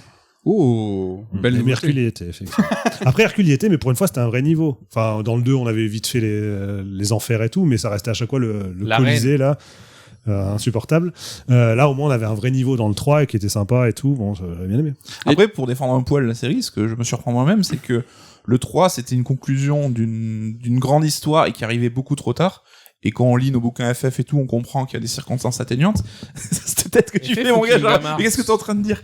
Et là, le 4, c'est quand même le début d'un nouveau cycle. Donc ça peut être l'occasion, tu vois, de repartir à zéro. un Mais peu non, parce que fresh. ce nouveau cycle est centré sur tout ce qui a été développé sur les trucs intermédiaires, sur les trucs mobiles, sur le maître Ouais, des maîtres et compagnie. toujours les Enfin, mecs en capuchonné. et vu que ça, on n'a rien suivi si on n'a pas joué aux jeux mobiles, etc., et que c'est jamais expliqué dans le 3, par exemple, t'es complètement perdu. Ouais, mais ça, c'est un problème qu'il y a dans la licence depuis toujours, non? Oui, mais ça s'est accentué. En fait, à chaque nouvelle couche rajoutée, ça s'accentue, ce problème. Ouais. Mais effectivement, avant de faire Kingdom Hearts 3, par exemple, si t'avais fait que le 1 et le 2, tu comprends rien au 3. Ouais. Il fallait au moins avoir fait le Birth by Sleep et le Dream Drop Distance pour avoir un peu de base, quoi. Mais bon, voilà, c'est là, et justement, plus ça s'ajoute, plus ça s'accumule et plus tu comprends rien. Mais il y a eu beaucoup de jeux entre Kingdom Hearts 3 et le futur Kingdom Hearts 4. En fait, il y a eu tout le truc des jeux mobiles, là, Union Cross. C'est un jeu service qui se rajoutait des chapitres au fur et à mesure. Qui Ouais, développait quelque chose qui est très important Ouais. pour ce qui va être oui, mais là, on en fondamental. revient au problème habituel. C'est parce que certains ici considèrent que le jeu mobile, c'est du sous-jeu vidéo et qu'ils veulent pas s'y essayer. Oh, ça dénonce. Non, mais sérieux, parce qu'après, au C'est final, quel cas. est-ce que le jeu mobile, c'est pas la même chose qu'un jeu sur 3DS ou GBA, au final? Mais Tu il vois ce que était je pas veux dire accessible chez nous, je crois, le jeu en plus. Après, c'est que c'est des jeux aussi. Alors, je suis pas certain pour le jeu mobile, je dis peut-être des bêtises, mais c'est des jeux où le gameplay lui-même est différent. Enfin, c'est-à-dire, par exemple, le Kingdom Hearts Birth by Sleep Ouais. et le Kingdom Hearts Dream Drop Distance, ils s'appellent pas Kingdom Hearts 3 ou 4, mais ils ont une structure, un style de gameplay et tout qui est Qui finalement ressemble à très Kingdom proche. Hearts. Ça pourrait être ce serait un épisode sorti sur console de salon, on n'aurait pas vu la Ok. Ouais, différence. c'est ça, c'est que le mobile n'est pas forcément une sous-plateforme, c'est Kingdom Hearts a pour défaut d'éclater sa narration Ouais. dans absolument toutes les consoles possibles. Ah oui, bien sûr. Et ça, j'entends, et le mobile, c'est juste un peu plus relou, quoi. C'est, il est encore plus éclaté dans un jeu qui est chapitré. Ouais. C'était vraiment. Mais je sais même pas si ça a été tout traduit en France et tout. J'ai un Je gros sais doute pas. Je là-dessus, crois hein. que c'était dispo, je suis pas sûr, mais peut-être pas. Peut-être que vous avez raison. Dans le dernier trailer, décryptage, il y a eu des rumeurs comme quoi on verrait un bout de Star Wars. Est-ce que ça vous intrigue? Est-ce que ça vous branche? Nico, fan de MCU? Ouais, mais justement, l'approche plus réaliste, en tout cas, de Kingdom Hearts 4, qui est dans une sorte d'ersatz de monde réel, pourrait, à mon sens, permettre à Nomura de faire intervenir les films Marvel, les films Star Wars dedans, ce qui pourrait m'intéresser. Après, comme on dit, c'est peut-être juste un niveau qui est comme ça, et qu'on retournera à voir Disney, de Donald et Goofy. La présence du monde Marvel et Star Wars n'est pas serait logique en fait. Ouais, Ça me c'est surprendrait pas. Mais moi, Star Wars en plus c'était déjà référencé plusieurs fois dans Kingdom Hearts. Enfin, le combat final du 2, on affronte un type avec deux sables laser rouges. Enfin bon, il y avait. Puis t'avais eu des trucs genre, t'as pas Tron dans un Kingdom Hearts? Il y a Tron, si. C'est dispo. Non, moi, le truc qui me déçoit, et depuis KH2, donc ça date, c'est que, en fait, le principe de Kingdom Hearts, à la base, c'est l'union de Square Enix, donc de Final Fantasy et Disney. Donc t'avais Squall, t'avais Cloud, tout ça qui se retrouvait à côté de Mickey Ouais. et tout. Et moi, je fantasmais dès KH2, de visiter les mondes des Final Fantasy. Ouais. De faire Balam, de voir Midgar, etc. En fait, l'inverse de KH1. Et ça a été évincé, oublié tout de suite. Et Ouais. aujourd'hui, ils sont où les héros de FF? Ils sont où toutes les références à... Après, on peut comprendre que l'idée maintenant c'était la fusion de monde Disney et de Square, mais au sens de l'univers de Nomura, l'univers qu'il a développé lui.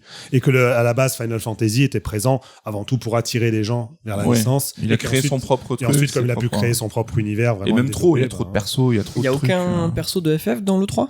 Je sais me même souviens plus. plus. Non. De mémoire, je dirais non, mais je te garantis pas ça. Dans le 2, il y en avait encore. Oui. Ah oui, dans le il y deux, en oui. avait encore pas Et mal. même dans une séquence qui était cool. Une quoi. séquence assez géniale où c'était le gros fan service avec les persos d'FF7 et 8 qui te joignaient à toi dans le combat Mm. et tout. Donc Ah ouais, génial. Parce que déjà, dans le 8, il y avait, il s'appelait pas Squall, il s'appelait Léon, un truc Oui, comme ça, Léon. non? Ouais. En même temps, Léon, Enfin, c'est dans son le nom de un. famille. Après, Squall Leonard. Oui. ça donne- Mais du coup, il l'appelait Léon, je crois, dans Oui. Kingdom Hearts. Mais il y avait un truc là-dessus où en vrai son vrai nom c'était Squall. Enfin, Ouais. Luffy dans le 1 lui disait Eh Squall. Il fait non, moi c'est Léon là. Ah, ok. Voilà. Petit débarre. Ludo, KH. Moi, Cash, mon histoire avec Cash, elle s'est arrêtée assez vite. J'ai joué au premier quand il est sorti. J'avais beaucoup aimé. Alors, c'est jamais arrivé au niveau de mes jeux préférés, tu vois, mais c'est un jeu que j'avais beaucoup apprécié. Je l'ai fait plusieurs fois, le premier. Ensuite, j'avais fait le 2, je me rappelle quand j'étais à l'université. Je crois que je l'ai fait 2 fois aussi. J'avais bien aimé. Et après, j'ai suivi de loin. J'ai vu qu'il y avait plein de jeux qui sortaient sur les consoles portables. J'avais pas de console portable, donc je pouvais pas les faire. Et bon, j'entendais dire par exemple que le 358 sur 2 Days, là, c'était en gros les mêmes niveaux, encore une fois. Et ça m'intéressait pas vraiment. J'étais pas non plus, j'avais pas vraiment envie de savoir la suite, quoi, au niveau de l'histoire. Donc finalement, je m'y suis jamais remis. Alors finalement, si, j'ai essayé Chain of Memories sur PS2. Je suis arrivé jusqu'au bout de l'histoire de Sora et après j'ai arrêté parce que j'en avais marre. Voilà. Et est-ce que le KH4 te tente malgré du tout coup non, pas du tout, parce que vraiment je suis largué complètement au niveau de l'histoire. Okay. Il faudrait, disons, que je reprenne tout, quoi. Il faudrait que je reprenne au moins Birth by Sleep, le 3DS et le 3. Donc ça fait beaucoup de jeux et j'ai d'autres jeux en attente à faire qui me bottent plus que Kingdom Hearts. Je crois que la réponse de Ken va un peu ressembler à celle de Ludo. Ouais. Un moins poli. Est-ce qu'il y a besoin que je développe? Non, mais plutôt que de parler de mon aversion pour le seul Kingdom Hearts que j'ai fait, je dirais plutôt que il y a très peu de licences qui se permettent de proposer un scénario sur le très long cours avec en plus des plateformes éclatées. Et à un moment, déjà que les gens qui jouent à Kingdom Hearts comme vous avez du mal à raccrocher les wagons, alors quelqu'un qui essaye de choper le train en marche en n'ayant pas fait grand chose, c'est foutu. Donc au-delà de mon appréciation personnelle, après ils ont fait les choses licence, bien avec les compilations quand même, hein, Kingdom Hearts 1.5 plus 2.5, ils facilitent la tâche. Les compilations sont là, elles étaient même sur le Game Pass à une époque, mais là tu demandes de taper 6 jeux quand même. Surtout des jeux souvent assez proches, c'est similaire. Puis, même le nom des compilations, ils étaient compliqués. Ils ont même 2.8 moins, c'était. Oui, mais au moins, voilà, si tu voulais avoir tout ce qu'il fallait faire, et c'était bien fait. Oui. Ils ont fait que les cutscenes, par exemple, de 358. Il y avait vraiment des trucs où ça a été pensé. Bon, voilà. Après, il faut se les taper. Hein. J'avais essayé de regarder juste les cutscenes de 358. C'était d'une lenteur et d'une mollesse. Est-ce que le plus simple, c'est pas d'acheter des livres, sœurs d'édition, sur le sujet? Je crois. Bien fait, bien écrit, qui compile tout, qui explique tout, qui analyse tout. C'est clair. En tout cas, à la question qui attend encore Kingdom Hearts, je crois que chez nous, on est plus ou moins à 0.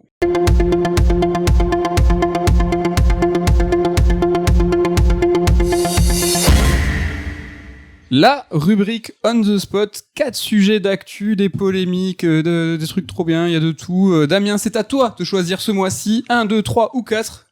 Quel est ton choix? 2. Ah non, le 1, allez. C'est très gentil, allez, on vous avoue, hein, j'ai demandé à Damien qui choisit, c'est une vraie dictature. Mais non, là, on va aller vite, il y a un sujet qui est important. 2022 semblait être une année historique, une année incroyable. On a vécu des premiers mois complètement fous, avec un jeu qui a un peu pris la lumière, on va peut-être en parler. Un début d'année incroyable, mais une fin d'année qui semble pas ouf, des reports, et finalement, quand on regarde Noël, on se dit qu'est-ce qui va sortir? Ma question est simple sur On the Spot. 2022, meilleure année ou pas, la fin de l'année, ça pue. Qu'est-ce que vous en pensez? Damien, je me tourne vers toi. 2022, t'en penses quoi? Pour l'instant, j'ai pas joué à grand-chose, effectivement, puisque Elden Ring m'a déjà pris plus d'1 mois et demi. Mais chef-d'œuvre absolu, donc rien que pour ça, je suis content de cette année 2022. Il y a plein d'autres jeux là sur lesquels je vais me lancer, Triangle Strategy, etc. Je sais qu'à la suite aussi du jeu qu'avait fait le créateur de 999, encore un visual novel qui va sortir cette année, donc ça m'intéresse. En septembre, il y a le jeu que j'attends le plus cette année qui va sortir, Xenoblade 3. Donc moi, il y a le nouveau Sam Barlow, je suis très très chaud. Donc non, moi, il y a des choses qui m'intéressent cette année, vraiment. Et la fin d'année, du coup, te semble aussi cool que ce début? La fin d'année, moi, ça va être, je pense, Xenoblade 3 pendant 3 mois. Donc ce constat de dire que finalement, la fin d'année semble, tu vois, un peu se déflorer des grands titres, c'est pas vraiment vrai pour toi. Parce que déjà, tu crois à FF16 encore. Oui, FF16 en fin d'année, ça peut être la petite surprise qui arrivera. C'est quand qu'est prévu Forspoken déjà? En octobre. Oui, en novembre, FF16. Allez, oui. Emballé, c'est pesé. Nico, 2022? Alors moi, c'est pas tant la fin d'année qui m'inquiète. Il y a eu un gros début d'année, ça c'est clair. On a eu un février-mars, c'était super rempli. Mais c'est plus cette espèce de creux qui a l'air de commencer maintenant jusqu'en septembre à peu près. Ah oui, beau creux. Donc là, pour les 5 prochains mois, en gros, on a 0 visibilité. Alors j'ai aucun doute qu'il y ait des gros titres qui vont se caler sur la fin d'année, mais là on a un petit creux. Bon, c'est cool parce que ça nous permettra justement de se mettre à jour des Exactement. Déjà, des livres, je suis traumatisé. Des jeux qu'on n'a pas fait, donc c'est cool. Mais effectivement, là, il y a plus grand chose que j'attends pour l'instant, quoi. Toi, tu crois pas en FF16? Si, j'ai envie d'y croire. T'as envie d'y croire. Ludo, t'es déjà à 2 jeux sur tes 3 de l'année. T'as déjà cramé quasiment 3/4 de tes cartouches. Ben moi, avant de commencer l'année, il y avait qu'un jeu que j'attendais vraiment en fait. C'était Elden Ring. Du coup, là, Triangle Strategy, c'est finalement une bonne surprise. Parce que j'avais prévu de le faire parce que ça m'intéressait, tu vois, un JRPG tactique, c'est assez rare. Donc, il était plutôt joli. Je me disais, ouais, c'était cool. Mais finalement, ça a été une bonne surprise pour moi. Je m'attendais pas à aimer autant. Tu vois, là, je l'ai fini et j'ai déjà envie de le refaire. Mais surtout, il y a eu l'annonce de Soul Hackers 2. Il y a pas si longtemps, il y a un mois, je pense. Et ça, je m'y attendais vraiment pas. Je veux dire, Soul Hackers, donc pour ceux qui savent pas, hein, c'est un JRPG d'Atlus qui est sorti en 97, donc il y a 25 ans, et ils nous sortent la suite là, maintenant, cette année, au mois d'août. Alors ça, c'est vraiment quelque chose auquel je m'attendais pas. Pour l'instant, tout ce qu'on a vu de ça m'intrigue énormément, et c'est le jeu que j'attends le plus. Donc pour l'instant, 2022, pour moi, il s'annonce meilleur que ce que j'imaginais, finalement. Tu vois, parce que voilà, je m'attendais pas à aimer Triangle Strategy, et je m'attendais pas à ce qu'un nouveau JRPG d'Atlus sorte cette année. Plutôt enthousiaste sur la fin d'année. Plutôt enthousiaste, et après, enfin en tout cas pour ce jeu, et après j'attends aussi, je vais quand même jouer au Midnight Suns, là, le Marvel's Midnight Suns, parce que certes il est moche, et en général j'aime pas trop Marvel, c'est un studio que t'adores. Mais c'est développé par l'équipe de XCOM, de Firaxis, et vu que j'adore XCOM, j'ai envie de voir ce que ça donne. Donc une fin d'année plutôt cool pour toi. Ouais. Ken, toi t'as poncé un jeu en début d'année, t'as poncé un second et puis t'as arrêté. Ouais. Sifu Elden Ring. Ouais. Non mais ça va moi. Tranquille. Et t'en penses quoi de cette année? Ce début d'année était dense ou pas spécialement? Et est-ce que t'attends du neuf pour la fin d'année? Moi je suis à la masse. Ou t'es hors actu toi? Ouais, moi je suis toujours hors actu. Je sais, j'ai mon planning de l'année. Déjà j'ai un Yakuza qui me prend 3 mois au printemps. Donc du coup à partir de là après, s'il y a des jeux qui sortent pendant, ça me concerne pas trop. Mais non, ça va. Enfin, moi, là, j'ai fait Sifu, je l'ai éclaté. Bon, faut bien avouer que je l'ai un peu oublié, le jeu. Genre, ça a duré 1 semaine, c'était génial, et puis salut. Elden Ring, lui, par contre, il a trop duré. C'est que j'en peux plus. Donc, je le garde un peu en tâche de fond. Après, non, il y a quand même des trucs. Genre là, moi, c'est des DLC que j'attends déjà. Qu'est-ce que t'attends? Bah, déjà, j'attends le DLC de Cuphead, qui sort en juin. J'attends le DLC de Monster Hunter qui sort en juin. Donc en fait voilà, l'avantage c'est que ça c'est des jeux je sais que je les kiffe. Donc du coup les DLC peu de chance que je les déteste, tu vois. Ça va, c'est de l'acquis. Après c'est plein de petits jeux genre sur Switch, trucs comme ça des fois qui sortent vite fait, tu vois, faut que je trouve le temps de les faire. Je sais que j'en ai oublié parce qu'il y en a 2-3 que j'avais dans le viseur. Il y en a un qui s'appelle Grapple Duck, je t'en avais parlé. Ouais, là, carrément. Ça, faut que je le fasse. Là, il y a Gotha Protectors, le jeu de Ancient, le studio de Koshiro, qui est sorti hier sur Switch. Pareil, ça aussi, je vais me le faire. Il y a un jeu qu'on attend beaucoup aussi. De quoi? Qui commence par un K. Ah oui, bien sûr, j'allais y venir. Oui, en juin, Clonoa, voilà, Clonoa 1 et 2 compilation. Alors ça, c'est un peu le pinacle de mon année 2022. Hein. Ça va être cool. Donc, ouais, non, ça va être v'là cool, je suis super content. Donc, je m'y retrouve, en fait. Bah, attends, il y a un autre jeu que tu attends énormément, quand même. Attends, j'ai pas fini. Tu vois, j'en ai plein. Tu ménages son suspense. Tu vois, j'ai plein de jeux en 2022.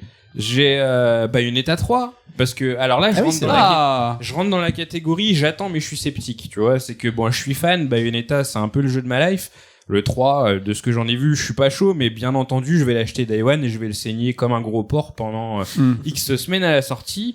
Il en va de même pour Sonic Frontiers, où là pareil, je suis chaud. Enfin non, je suis sceptique. Il faut être chaud. Voilà, je suis sceptique, mais je l'achèterai Day One et je vais le saigner directement aussi. T'es curieux au moins. Voilà, exactement. Donc ces deux-là sont à peu près dans la même catégorie. Qu'est-ce que j'oublie?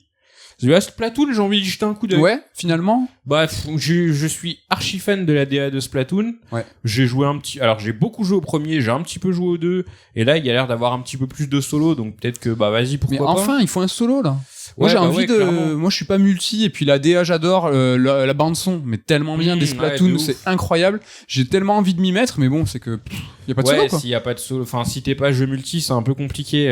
Puis c'est vrai qu'en fait le niveau est assez haut. Les enfants sont tenaces. Hein, c'est comme sur Fortnite, à un moment tu peux plus y aller. Là c'est pareil, Splatoon 2, j'y ai joué un petit peu et très vite c'était trop pour moi. En fait, il fallait que j'investisse ma vie dedans pour que ça devienne amusant. Donc j'ai arrêté.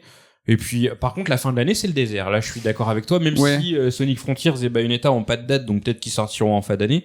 La fin d'année, là, j'ai pas de jeu en particulier. Après, j'ai l'impression que maintenant, la communication, c'est plus de la communication au court terme.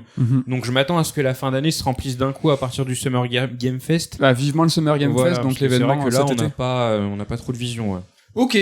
Bon, bah, du coup, est-ce que vous êtes d'accord pour dire que la fin d'année, on est encore un petit peu dans l'expectative, on sait pas trop le flou gaussien. Voilà pour cette année 2022, le on the spot qui a été choisi. Est-ce que vous êtes d'accord pour faire un petit tour de table à chaque fois sur les autres on the spot? Non. Quel taquin. Du coup, t'as dit non. Carte noire ou carte blanche? Voilà.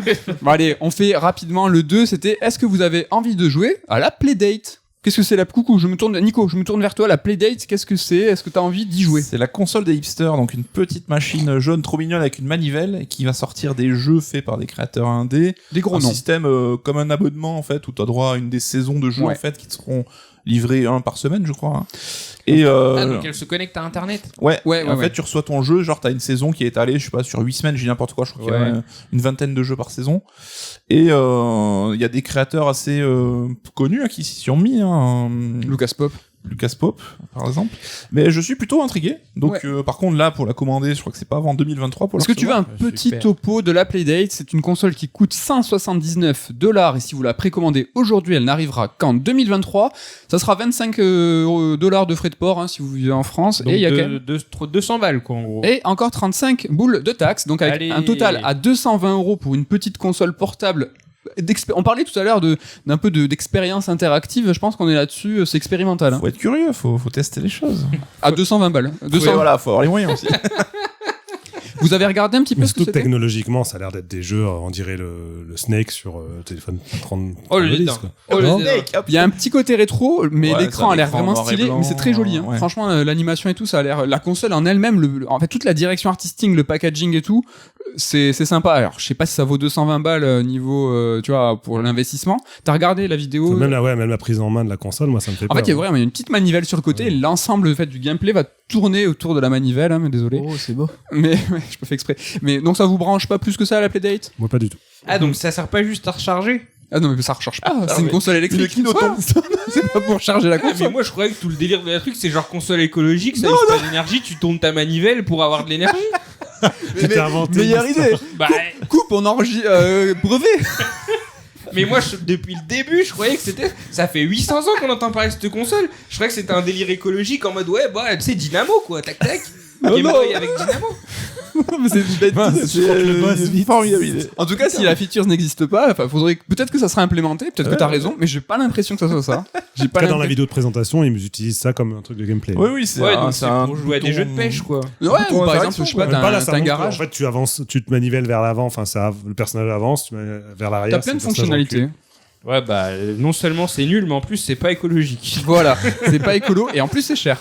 Après, je sais pas quand cette émission sera diffusée, mais à l'heure où on parle, lundi prochain, il y a un embargo qui tombe, on va en savoir plus, a priori, sur les jeux et tout. Minimum, ça sera mercredi, donc les gens en sauront plus que nous. Et donc, du coup, quand la saison est terminée, t'as encore accès à tes jeux ou pas? Ça, je sais pas trop. Ouais. Je crois que oui, quand même. C'est pas pour ce que ça va peser, les expériences. Faut voir la taille du disque dur, Mais en fait, l'idée... C'est un SSD qu'il y a dedans, 250 gigas. En fait, plus tu fais une manivelle comme ça grandit la taille du disque dur. Les créateurs disaient que le concept, c'était une petite console à laquelle tu vas jouer sur une expérience et puis tu vas la laisser. En fait, elle a une batterie normalement qui est censée vraiment tenir des semaines et des semaines. Donc un petit peu écolo finalement. Et en fait, tu vas l'oublier sur ta table de chevet, sur ton bureau et un jour elle va... Alors je sais pas si elle sonne, mais en tout cas elle va s'illuminer pour te dire, il y a une mise à jour, il y a un créateur qui te propose une nouvelle expérience et tu vas y repenser, tu vas faire mais oui, j'ai une Playdate, et là tu vas te replonger dans une nouvelle expérience. C'est ça ce qu'ils ont voulu montrer, dire que tout le monde a la Je pense que moi je m'arrêterai à l'étape je vais l'oublier. Bon, oui, tu vois le truc s'allumer, tu fais oui, j'ai oublié de l'éteindre. Putain, c'est vrai, j'ai claqué 200 balles. Pas très très chaud. Est-ce que vous serez plus chaud sur le prochain The Spot? C'est le numéro 3. Est-ce que vous êtes motivé sur le PlayStation VR 2? Grave. Oui, je commence par 2 chaud. Alors, je suis un enthousiaste de la VR, mais paradoxalement, j'y joue pas beaucoup parce que je suis limité au casque de Sony et qui avait plein Le mec a enchaîné, quoi. plein d'embrouilles, quoi. Laissez-moi jouer. Non, mais c'était contraignant de ouf, c'était moche, ça tenait chaud, les jeux étaient pas exceptionnels. C'était la mission. Donc voilà, je suis plus, tu vois, pour la promesse en fait VR. Et là, le casque déjà, je le trouve stylé et en plus, ça a l'air d'être une évolution du premier, donc c'est cool. Et d'après les premiers échos, ça a l'air plutôt efficace technologiquement. Les manettes et tout, ça nous changera des putains de PlayStation Move qui avaient 10 000 ans. Hein. Ouais, il semblerait que ça soit pas pour cette année. Hein. Bah c'est pas grave, hein, ça c'est pas de souci, ça sera 2023, mais je suis très enthousiaste. Damien. Tout d'accord avec Nico, même principe, c'est l'idée elle-même m'intéresse beaucoup. La technologie m'avait impressionné sur la première version, mais il y avait quand même plein de choses qui freinaient un peu l'enthousiasme. Donc là, j'ai très hâte de voir ce que ça va donner avec cette deuxième version. Pour le coup, les promesses qui avaient été annoncées la première fois pourraient être cette fois tenues vraiment et qui est surtout un boulevard pour les créateurs pour faire vraiment plus de jeux intéressants, parce que j'ai l'impression que finalement il y a eu 3 jeux VR qui ont vraiment déchaîné les foules. Déraciné. Hein, déraciné. Ouais, pour faire de non, moi la c'est la souris. Ouais, moi c'est. Et puis même au-delà de la PlayStation VR, enfin sur la VR en général, par exemple un jeu comme Half-Life Alyx qui a l'air d'avoir été absolument, considéré comme absolument génial, mais auquel personne n'a vraiment joué, quoi. Donc c'est clair. Ça peut être l'occasion, de. Ken Ludo des VR enthousiastes. Moi déjà je suis team vomito, donc à partir de là ça commence mal. Donc on est 2. Ouais, voilà. Mais après, je sais pas. Vraiment, mi-figue, mi-raisin, tu vois ce que je veux dire. Alors, je pense là qu'avec la techno avançant, tout ce qui est cinétose devrait être un peu minoré. Oui. Donc pourquoi pas je sais pas si t'avais testé la VR sur Switch qui est le niveau le plus élevé d'acceptation. J'ai testé chez toi, je crois. Ouais, c'est dur hein, c'était du carton. J'ai testé le PSVR aussi, bon pas sur des expériences incroyables, c'était sur le truc qui était fourni avec le comment ça s'appelait, c'est VR quand tu vas sous l'eau. VR Worlds, non? VR Worlds, ouais, c'est ça exactement. Avec le requin et tout? Ouais, voilà quoi. Bon, c'était rigolo ça. Je l'avais testé sur une PS4 Fat, ça pixelisait de ouf, comme tu disais Nico, t'avais chaud, t'avais tellement de câbles, t'avais l'impression que t'étais dans Ghost in the Shell, enfin c'était pas super fou. Après non, j'ai jamais essayé Rez Infinite par exemple en VR et je kifferais voir la gueule que ça. J'ai pas essayé, moi j'ai fait Tetris. Ah, j'adorerais faire le Tetris Effect. Ouais, il est incroyable celui-là. Là je pense que tu vois des créateurs comme Mizoguchi, je pense qu'ils peuvent faire de grandes choses avec la VR. Ouais, donc c'est pour ça que je suis mi-figue mi-raisin, c'est que je pense que ça fait un peu chier 400 € l'appareil à raclette, mais en même temps tu peux passer un bon moment de temps en temps quoi. Si c'est plus simple à l'installation, je pense que c'est vraiment ce qui va changer les choses quoi. Voilà, l'objectif c'est un câble, tu branches en façade de ta PS5 et basta quoi. C'est ce qu'on veut. Ludo, un mot? Bah moi de base ça m'intéresse pas des masses, comme la 3D. Mais t'aimes pas le jeu en 3D? Non, je m'en fous des jeux en 3D. Mais en fait, ça me fait. Je rigole, les gens en 3D. En plus, ça me fait. Genre la 3DS par exemple, quand j'activais la 3D, ça me faisait trop mal aux yeux, mais direct quoi. Donc je l'ai toujours désactivé. Le PSVR, je l'ai testé chez un pote sur Sumper. Je crois que Damien, tu commences aussi. T'avais testé. T'avais testé Sumper. Bon, Sumper, c'est un jeu que j'adore. Ah oui, c'est trop bien. J'ai trouvé ça. Mais là, pareil, avec le casque, alors c'était super impressionnant. Mais bon, au bout de 2 minutes, j'en pouvais plus quoi. J'avais mal à la tête et tout, donc stop quoi. Donc non, moi, c'est vraiment pas un truc qui me botte quoi. Ok, la VR, un peu plus de gens chauds, plus que la Playdate en tout cas. Et le dernier on the spot, c'était sur la Switch Pro. Est-ce que la Switch Pro est nécessaire? Est-ce que vous pensez qu'elle va sortir l'année prochaine? On a fait un petit topo sur 2022, là on est plutôt sur 2023. Est-ce que vous y croyez? Une synchronisée avec un Breath of the Wild 2, Damien, qu'est-ce que t'en penses? Est-ce qu'elle est nécessaire? J'ai l'impression que la Switch Pro... Alors, est-ce qu'elle est nécessaire je pense que oui.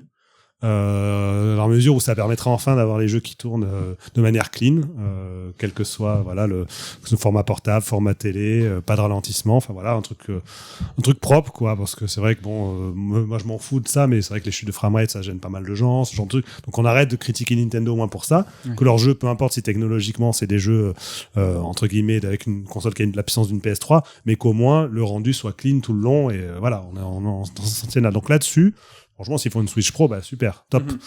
Après, est-ce qu'elle va exister ou pas, je reste toujours circonspect parce que ça fait quand même 3-4 ans maintenant qu'on a des rumeurs autour de cette Switch Pro, elle est jamais sortie. Nintendo, ils continuent de vendre des Switch par dizaines de millions, enfin... Eux, ils ont l'air d'en avoir rien à cirer. Les jeux, pour l'instant, ils ont l'air d'être pensés pour la Switch normale, donc il n'y a rien qui indique qu'ils vont en sortir une. D'accord, tu miserais pas sur l'année prochaine? Encore une fois, ça peut arriver. C'est vrai que ça fait 3-4 ans que tout le monde crie au loup, donc au bout d'un moment, ça va finir par arriver. Quoi. Pierre. Et la chèvre de Monsieur Seguin. Ça me rappelle un mec qui prédisait un Nintendo Direct toutes les semaines. Oui. Ah oui. Bien joué. Ken, t'en penses quoi de cette Switch Pro 4K HD? Alors, d'un point de vue strictement personnel, enfin, ça y est, j'ai fait le deuil. Ma Switch, elle me sert qu'à jouer à des jeux 2D 16 bits. Donc, pro ou pas, je m'en fous. Ok. Mais sinon, je pense que ça va arriver parce que la Switch a quand même 5 ans. C'est le milieu de sa vie, tu sais. C'est non mais bien sûr, mais après l'argument du on en vend des millions, c'est pas la peine, ça marche pas parce que la PS4 et la Xbox One ont eu des itérations avec des consoles beaucoup plus Oui, mais c'est des puissantes. consoles qui ont toujours joué sur la course à la puissance. Ce qui n'est pas le cas de la Switch. Ouais, mais tu te Nintendo. retrouves quand même avec enfin moi je me rappelle de l'année dernière où j'ai joué à Zelda Musou 2. C'était dur. Hein. Ah ouais, mais Franchement, c'est à ce ça, moment-là, on- c'est un moment où je me On suis est dit, d'accord bon, que ça serait nécessaire pour un peu avoir ces chutes de framerate. Après, c'est pas quel facile. que soit le constructeur, que ça soit Sony, Microsoft avec les versions Pro ou la Switch ou Ouais. Nintendo avec la Switch Pro, c'est anticiper la stagnation. Là, la Switch, elle se vend tout le temps avec une courbe de croissance Ouais. qui est indécente, mais la stagnation, elle arrivera. Et donc peut-être que cette Pro-là va justement l'anticiper pour faire repartir le truc. Après, il lutte bien contre la stagnation. On est déjà à la 3e version de la Switch, faut pas l'oublier. La Ça, 4e même. Mais exactement. Mais ils ont toujours ce petit déclic derrière. C'est qu'on a eu 2 versions de Switch de base. Il y en a une qui avait une meilleure batterie, je sais pas si vous vous rappelez. Ensuite, on a eu la Lite. Ensuite, on a eu la OLED. Ouais. Donc là, c'est bon, il commence à ramer. Je pense que on va arriver à un moment où c'est compliqué, surtout que après, là, c'est très personnel, mais moi, je vois l'expansion du cloud gaming et l'argument petit à petit de on peut jouer aux jeux de la console partout où on veut. Enfin, chez moi, il s'est déjà érodé parce que je joue à mes jeux sur mon téléphone. Et donc, je vois pas l'intérêt. Là, aujourd'hui, quand je prends un jeu, je réfléchis plus en termes de mobilité, parce que la mobilité, je l'ai dans les deux cas. Je l'ai sur Switch ou sur Ouais. le téléphone. J'ai juste un écran plus grand sur Switch, on va pas se mentir. Et l'absence de connexion Internet est quand même assez importante aussi. Mais je vais juste me dire sur quelle console le jeu il tourne le mieux, parce que dans tous les cas, si je voulais y jouer en portable, je le pourrais. Donc moi, déjà, j'ai perdu cet argument. Je pense que le cloud gaming, c'est quand même un truc qui est assez important dans le futur du jeu vidéo. Donc s'ils veulent tenir face, ne serait-ce qu'à ça, je pense que c'est un argument qui pourrait faire pencher la balance dans le bon sens, quoi. Et donc semaine prochaine, l'année prochaine ou pas, d'après toi? Tu te moi, mouilles? La OLED, c'était fin 2021, je dirais fin 2023, moi. Oh. Ouais.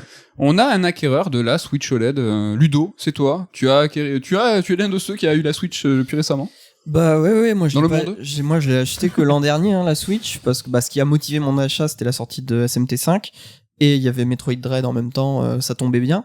Donc j'ai pris la OLED. Donc du coup, s'il y a une Pro, tant mieux, parce que je vois que ça ferait... non, tant mieux, parce que je vois que ça fera plaisir à des gens. Moi, bien sûr, je l'achèterai pas, parce que je viens d'avoir la OLED. Tout ce que j'espère, c'est qu'ils sortiront pas des jeux qui ne tournent plus sur l'ancienne Switch et qui ne tourneront que sur la Pro. Enfin, Ouais. pas en tout cas les jeux qui m'intéressent. Ouais. Ils avaient fait l'erreur avec Voilà. la New 3DS, c'est bon, ça, j'espère échec. qu'ils ont Je retenu, pense quoi. que ça n'arrivera pas, ouais. C'est que aujourd'hui, maintenant, on est habitué aux écosystèmes hybrides. Enfin, les jeux Xbox, ils tournent sur 5 consoles différentes, même 5. Donc, je pense que même Nintendo est capable d'adapter selon le format la console. Ils ouais. peuvent pas se couper Ouais. un parc de consoles Ouais, bien sûr. si grand, quoi. Tiens, Ken, on vient de recevoir ton chèque de chez Microsoft. Oh pardon, je voyais que c'était coupé. Après, non, j'ai- mais même chez Sony, enfin, PS4 Fat, Slim, Pro, PS5, ouais, t'as 4 consoles et t'as des jeux, je crois, avec une galette, ils tournent sur 4 consoles différentes. Donc maintenant, ouais, l'hybridation, entre guillemets, c'est plus quelque chose de choquant, quoi. On termine. Ah, Ludo. Après, ouais, non, j'ai eu quelques chutes de framerate sur SMT5 et j'en ai même eu quelques-unes sur Triangle Strategy. Je sais pas si t'en as eu, toi. Des minuscules. Mais moi, personnellement, ça me dérange pas des masses. Donc, voilà. Je suis Ok. content avec ce que j'ai. L'année prochaine ou pas? Pour la nouvelle console de... J'en sais rien. Moi, je suis pas du tout les J'imagine Nintendo. que tu sais pas, Comment est-ce qu'ils... Non, mais je veux dire, j'ai aucune idée parce que je suis pas du tout Nintendo. Comment est-ce qu'ils sortent leur mise à jour de console. Donc, si c'est tous les 2 ans, bah ouais, j'imagine que ce sera l'an prochain. On termine le tour de table avec notre Nintendo. Votre Enthousiaste. Nintendo, je suis votre Tu Nintendo. es notre Nintendo. Bonjour Nintendo. Qu'est-ce que t'en penses? J'ai l'impression qu'il est temps, mais ça fait au moins 6 mois, 1 an que je dis qu'il est temps que la Switch se renouvelle un peu et apporte un surplus technologique. T'auras raison à un moment. J'aurais raison, Il faut ouais. continuer. Faut rien Mais, lâcher. après, il me semblerait que oui, la sortie de Breath of the Wild 2 dans 1 an, pour les 6 ans, ça serait une belle manière d'appuyer le lancement de cette console-là. Surtout qu'au bout de 6 ans, je pense que les mecs qui étaient premiers acheteurs, comme toi et moi, par exemple, de la Switch, on serait prêt à faire évoluer le matériel, tu vois. Là, comme dit Ludo, quand tu viens de l'acheter, t'es toujours réticent, tu dis, Ouais. bon, je viens de l'avoir et tout. Là, nous, au bout de 6 ans, je pense qu'on serait prêt à passer. Et donc, leur ensemble de parcs installés, il y a une grosse part qui serait prêt à upgrader leur machine. Donc, ça me paraîtrait pas déconnant, quoi. Allez, t'as dit l'année prochaine, tu te mouilles encore plus le mois, s'il te plaît. Le 3 mars 2023. Après, Faire un si joli anniversaire. c'est le cas, on le saura vraiment qu'en début d'année prochaine. Ça Ah, ils m'étonnerait attendront après Noël. Oui, et tout, voilà, ils ils vont vont pas pas se se cramer des ils vont lances. pas se casser leur Noël pour. Comme d'hab. Mais genre, si Zelda Switch numéro 2, il a la même gueule que le premier d'un point de vue technique, vous serez pas deg? Bon, je le ferai avec plaisir. C'est vrai que c'est pas la priorité, mais s'il pouvait être plus joli, ça serait mieux. Quoi. Moi, je serais archi deg. Hein.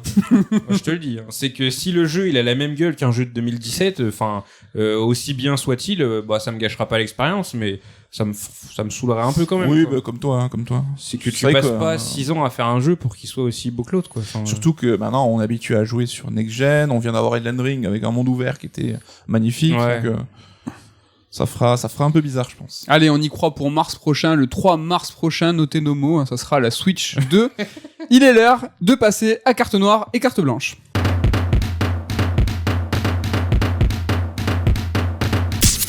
Carte noire et carte blanche, c'est la rubrique reco de Sœur d'édition, on va arrêter de se mentir. Normalement, il y a une petite singularité, normalement, on est obligé de le faire. Carte noire, il faut pas le faire, carte blanche, on est obligé. Est-ce que quelqu'un, un jour, a tenu les comptes? Quelqu'un a un tableau des cartes noires, des cartes blanches? Je ne sais pas. Non, mais. Ça serait pas mal. Ouais, parce que je pense qu'on aurait des surprises. Ouais. De qui est... On verrait qui est assis Voilà. ou pas. Ouais, La mais vérité Mais tomberait. j'ai un doute, j'en ai pas parlé, moi, de Matrix pendant le. C'est pas pas tout le temps. Si tu doutes, c'est trop tard. Pendant l'émission de décembre, non? Parce que nous allons commencer par toi, Damien.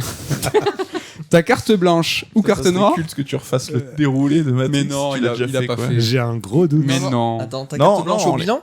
Ouais. Tu l'avais pas Au encore bilan, vu, non, Matrix. c'était un film. De Qui commence par un science-fiction. M. Non. Le 4e volet d'une trilogie. Ah, comment c'était? Un film un peu. Je crois que c'était un peu un film d'horreur, là. D'accord. Ah, je sais plus comment ça Un s'appelle. film nul. Mais c'était pas Matrix. Ok. Et tu l'as pas regardé visiblement, donc t'as pas suivi la carte blanche, Ludo. Non, j'ai pas Même regardé. Damien, carte blanche, c'est un truc, ça l'a marqué. Hein. Je t'en prie. Oh, oui. Est-ce que c'est une carte noire ou est-ce que c'est une carte Donc, blanche? ce sera une carte blanche pour Ah. moi. Quelle surprise. On parle d'un film, d'une Oui, sortie une Blu-ray, sortie je crois. Blu-ray, comme Kento, je suis. Tu es un je boucle Blu-ray. la boucle, moi, j'avoue. Un Blu-ray Blu-ray man. tos. Blu-ray tos. Donc c'est la sortie Blu-ray là le 21 avril de Matrix Resurrection. Ah, Matrix 4. Matrix 4, qui est donc le 4e volet de la saga Matrix, Bien joué. réalisé cette fois uniquement par Lana Wachowski sans sa sœur Lily, qui de toute façon s'est écartée de la réalisation de cinéma depuis la fin de la première saison de Sense8. Hmm. Qui s'est écarté de sa sœur, voilà. Bon, Matrix Resurrection, c'est un film qui a fait couler pas mal d'encre. Mais là, on parle du Blu-ray. Première question, est-ce qu'il est solide ce Blu-ray? Parce que on sait qu'avec les versions 4K de Matrix, tout ça, c'est pas évident. Je vais téléphoner à mon moi du futur dans une semaine quand je vais le regarder. Non, plus sérieusement, Non, c'est sérieux. les premiers tests qui sont sortis disent que c'est, voilà, si vous achetez notamment le Blu-ray de 4K, ça peut être un Blu-ray 4K de test, justement pour tester les capacités de votre télévision, de votre truc, tellement il est clean et parfait, Ok. quoi. Mais il n'y a pas de twist. C'est vert, c'est bleu, c'est jaune fluo, quoi. C'est la Matrix. La matrice est verte. Non, il n'y a pas de twist sur la photographie chromie, du ouais. film. Ça, c'est uniquement ce qu'ils ont fait sur la trilogie avec sa réédition en Blu-ray 4K. Non, là, ils ont gardé la photographie du film qu'on a vu au cinéma. Et de toute façon, c'est une photographie qui est très colorée, contrairement aux anciens, qui joue beaucoup sur les lumières naturelles, etc. Donc, on est vraiment sur une esthétique très différente. Donc non, là, apparemment, le Blu-ray, en tout cas, d'un point de vue technique, irréprochable. Ok. J'ai hâte de voir les bonus. Pour l'instant, je peux pas encore vous en parler, mais voilà, c'est vraiment l'idée aussi de voir le film, le revoir. Si vous l'avez déjà vu, que vous l'avez pas aimé, peut-être lui redonner une chance. C'est un film qui est très très riche. Je vais pas m'attarder dessus parce que sinon, je pense qu'ils vont tous péter un câble en me voyant m'attarder pendant des heures sur Matrix Resurrection. Et On j'ai a un déjà doute, de donné. toute façon, surtout. voilà, vous avez déjà donné. J'ai un doute. Je me rappelle plus si j'en ai parlé de toute manière ou non Mais non. dans un Non, précédent je pense qu'on Strike. va enregistrer avant la sortie du film. Ouais, c'est possible. Comment tu recommanderais Matrix 4 là en quelques mots, carte blanche? Il faut que tu donnes envie. Bah, c'est un film, pour moi, c'est un blockbuster libre. C'est un film qui est vraiment, qui dévoile une vision d'auteur, enfin d'une autrice en l'occurrence, qui un film très personnel, qui est un film qui réfléchit à la condition du cinéma hollywoodien aujourd'hui et qui propose en fait un dépassement de cette réflexion. C'est-à-dire qu'il y a beaucoup de films postmodernes qui sont des suites de franchises en fait, qui vont réinventer, ressortir des franchises qui existaient par exemple il y a 20, 30 ans et qui étaient tombées dans l'oubli mais qui ont gardé beaucoup de nostalgie, etc. Et donc l'envie de faire ressortir ces films-là, c'est arrivé plein de fois avec diverses séries, les Ghostbusters, les Scream, etc. Ce qu'on appelle même les Legacy Sequels, enfin je crois que c'est le terme qui est employé dans le Scream, etc. Et souvent ces films-là, en fait, ils sont toujours bloqués par leur rang, en fait, L'héritage. par leur héritage, tout simplement. C'est qu'ils n'arrivent jamais à le dépasser, ou à la fin, le discours, c'est soit rien ne vaut l'original, ce qui était d'ailleurs texto une phrase dans Scream 4, si je me souviens bien, donc même pas le dernier Scream, c'est dans Scream 4, donc par Wes Craven lui-même qui s'était auto-parodié en disant Don't fuck with the original. Et c'était toujours ce dépassement-là. C'est en gros, bon, ben voilà, on peut pas refaire comme avant, mais on fait quand même plaisir aux fans d'avant et on réfléchit là-dessus. Et qu'est-ce que c'est qu'aujourd'hui le méta et la réflexion sur notre part de nostalgie, etc. Mais là, Matrix Résurrection, pour moi, c'est beaucoup plus que ça. C'est qu'en fait, c'est part de ce constat-là de qu'est-ce qu'on peut faire aujourd'hui de l'héritage de la trilogie Matrix, qui est une trilogie en plus qui a eu un héritage très particulier, puisque tu as le premier film qui est culte, qui est aujourd'hui encore considéré comme culte par plein de gens, et tu as 2 suites qui avaient été dépréciées, voire haï à sa sortie, qui ont aujourd'hui encore une aura assez faible. Il n'y a pas vraiment eu de réévaluation par le grand public, en tout cas de la trilogie Matrix. Et donc, comment se comprend cet héritage aujourd'hui? Quelle est la pertinence de faire un Matrix aujourd'hui? Comment Lana Wachowski elle-même revisite l'univers de Matrix, donc avec son évolution, elle, en tant qu'artiste? Qu'est-ce qui a changé depuis Matrix? Énormément de choses. Ouais. Depuis quand on regarde Cloud Atlas, quand on regarde Sense8, etc., ce ne sont plus du tout les mêmes approches esthétiques, artistiques, même si on retrouve évidemment une philosophie qui est similaire, des thématiques très proches, etc. Et on est... Ken qui est en galère à côté. Rien, je m'en sors, t'inquiète pas. Et là, du coup, c'est vraiment Matrix, en fait, vu par la Wachowski d'aujourd'hui. Donc, on est, si vous avez aimé Sense8, si vous avez aimé Cloud Atlas, il y a de grandes chances que vous soyez dans une approche similaire avec Matrix. Faut surtout pas s'attendre à avoir un Matrix 4, justement, tel qu'il aurait été fait si vous aviez vu Matrix 4 après les 3 premiers à l'époque. Ça n'est pas du tout dans cette idée-là. Et c'est ce qui a déçu aussi pas mal de monde. Le film a fait un four au box-office. Oui. Les 2 films Sonic ont fait plus de recettes que Matrix 4. Ouais, non, mais ça a été... Alors qu'il y en a un qui est sorti il y a 2 semaines. Il a pas remboursé il a même pas remboursé son budget. Si on a c'est bon, budget. Je pense, là. Bon, 150, ils y sont arrivés, je pense. Oui, mais c'était 150. Enfin, on ne connaît pas le budget réel, mais c'est 150 hors tu budget crois que c'est promo. 150 hors market? Ouais, c'est ce qui se dit. Après, on sait 300, pas c'est énorme. Apparemment, ils ont fini à 156 millions. Ouais, c'est faible quand même. Donc voilà, c'est vraiment une catastrophe. Mais Lana Wachowski, de toute façon, n'a fait que des fours au box-office depuis Speed Racer. Donc un nouveau chez un de plus. Voilà, un de plus. Ce qui me rend triste pour elle. Mais en même temps, voilà, c'est un film qui est, je trouve, très sincère, qui est très riche, très dense. J'étais allé le voir 3 fois au cinéma quand il est sorti, Web CD, pendant 2-3 semaines. J'en avais énormément discuté, notamment avec l'équipe du Ciné-Club de Monsieur Bobine, qui a écrit le livre qu'on a publié chez Stern sur les Wachowski. D'ailleurs, ils en ont fait, du coup, à partir de ces discussions-là, ils ont fini ensuite par en discuter de leur côté. Ils en ont fait une vidéo carrément d'analyse que je vous conseille de regarder. Donc voilà, moi, mon conseil, c'est si vous n'avez pas aimé Matrix 4, lui redonner une chance. Et si vous ne l'avez pas encore découvert, de tenter le coup. C'est une carte blanche, on n'a pas le choix, on est obligé. C'était Matrix 4. Meurs pas, Damien. Il est ému, c'est l'émotion. Ouais. Un film qui dégronde. Dégronde. Ken, on va passer à toi, on va passer à un petit programme pas trop connu, une bonne reco Netflix. Et je vous jure, je fais pas exprès. Genre, je vous avais parlé de Squid Game avant que ça parte totalement en couille. Before it was cool. Tellement. Ouais, voilà, c'est ça. Et là, qu'est-ce qui se passe? Là, en fait, je regarde un truc qui s'appelle Hajimete no Tsukai. C'est comme les grands en français. Ouais. Parce que je suis le mec qui sort le nom japonais d'abord. Et donc voilà, c'est arrivé sur Netflix début avril, je crois. Genre, on est combien aujourd'hui? Le 14? Un truc comme ça? C'est 15, ouais. Le 15, je l'avais sous les yeux. Et pour de vrai, tu nous en parles depuis plus d'une semaine. Ça fait, une bonne semaine. Mais vraiment, je l'ai regardé day one, quoi. C'est genre, c'est arrivé, ça a l'air trop bien. Et là, Netflix s'emballe et pousse la com dessus depuis quelques jours. Donc peut-être que tu es sur écoute. Peut-être. Le nouveau banger. Voilà, donc je pousse le truc de mon côté. Ouais. Qu'est-ce que c'est? Comme des grands ou comme les grands? Comme les grands. Ok, comme les grands. Comme les grands, c'est une émission télé japonaise qui existe depuis le début des années 90. Et en fait, elle est diffusée à un rythme irrégulier. Ça veut dire que tu peux avoir 2, 3, 4, peut-être plus épisodes par an. Okay. Ça passe sur Nippon TV, je crois, si je dis pas de bêtises. Et donc voilà, ça existe depuis 30 ans. Et donc le but de l'émission, en fait, c'est que tu prends un gamin, un petit japonais, une petite japonaise qui a entre 2 et 5 ans. Et en fait, le but de l'émission, c'est que cet enfant, des fois ils sont 2, doit réaliser une course. Donc il doit aller chercher quelque chose à un point. Ouais, pas un sprint, point quoi. A à un point B. Oui, voilà. Prend son petit carte là. Non.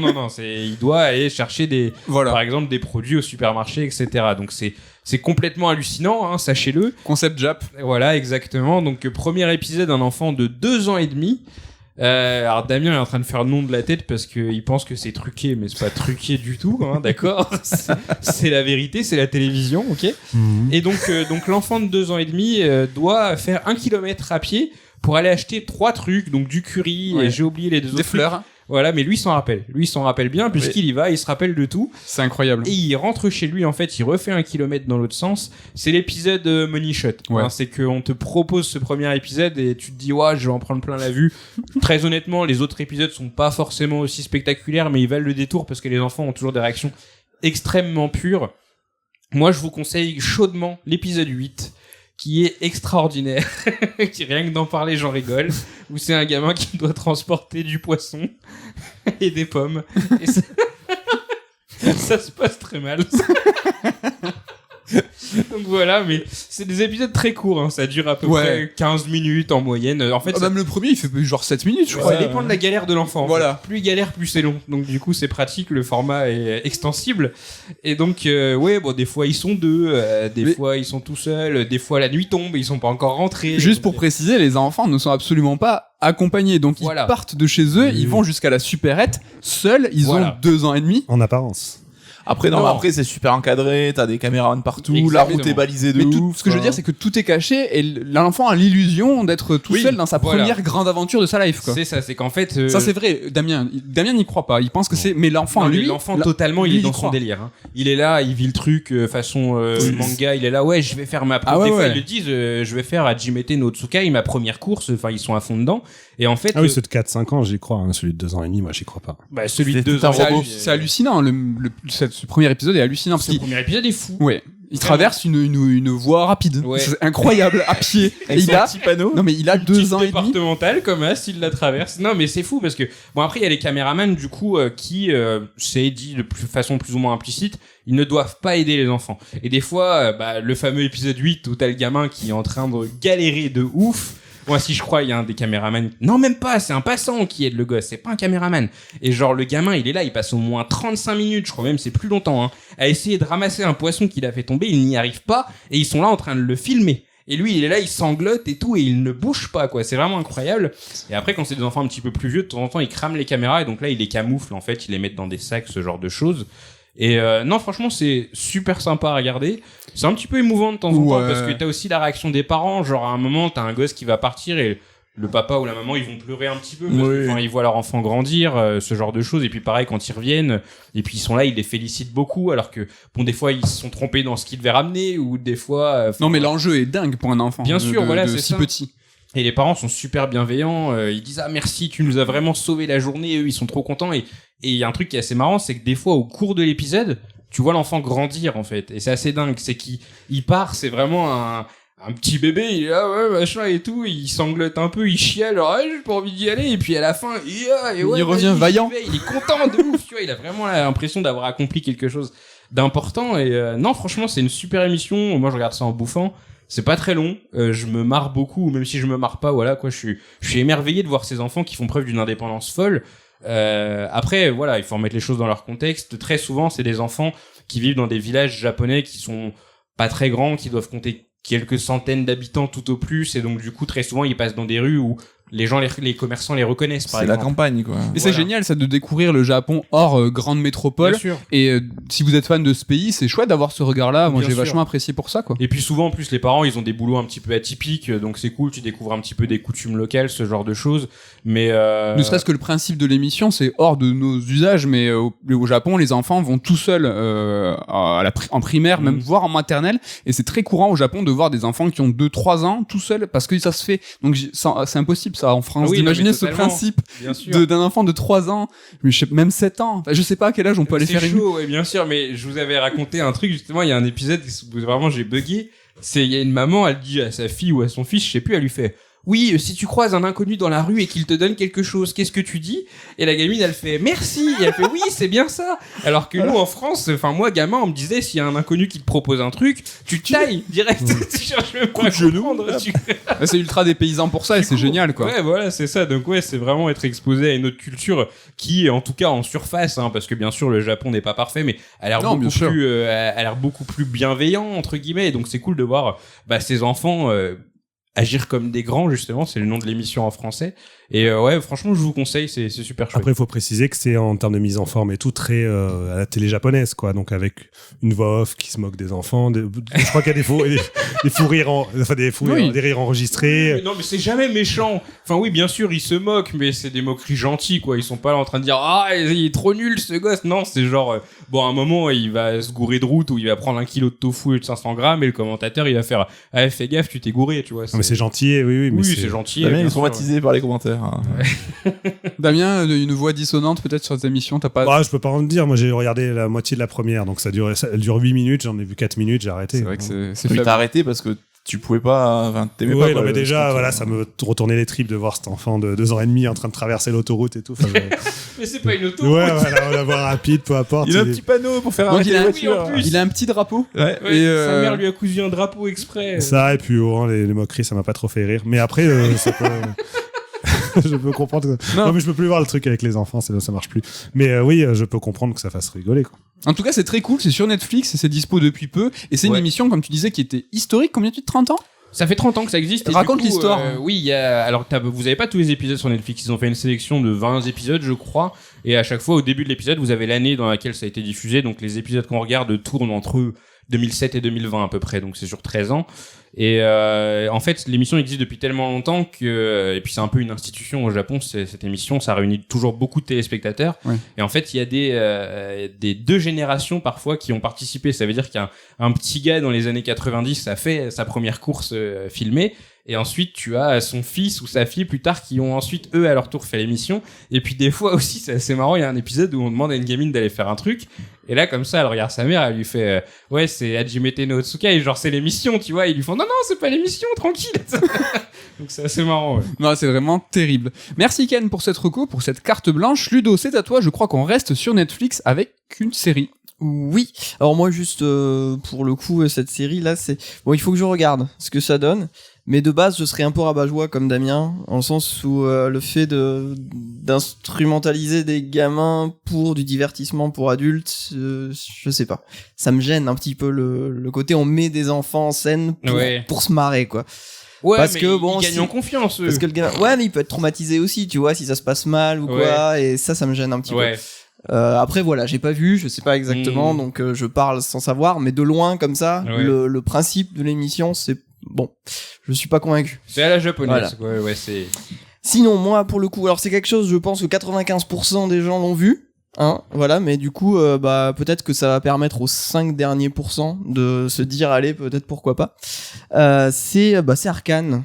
Une série Netflix que super connue, je sais même pas si j'ai besoin de la présenter, donc qui est adaptée de The League of Legends, qui a eu droit à un budget faramineux, c'est n'importe quoi, c'est combien par épisode? 10 millions? Je sais plus, mais c'est la série d'animation la plus chère. Ouais, 10 millions de dollars par épisode, un truc comme ça. Enfin, 10 millions, c'est énorme, quand même. Je sais pas si c'est ça, mais c'est gigantesque. C'est énorme, non, mais c'est n'importe quoi. Ok.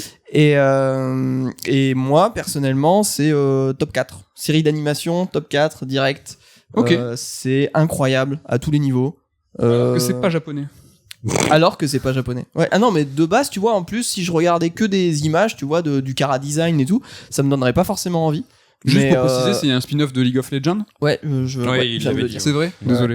De base, tu vois, ce genre de chara design ou quoi, ça me donnerait pas forcément envie de base. Mais là, j'ai tenté le coup et dès le premier épisode, en fait, j'ai été accroché directement parce que le storyboard, en fait, de ce truc est complètement dingue.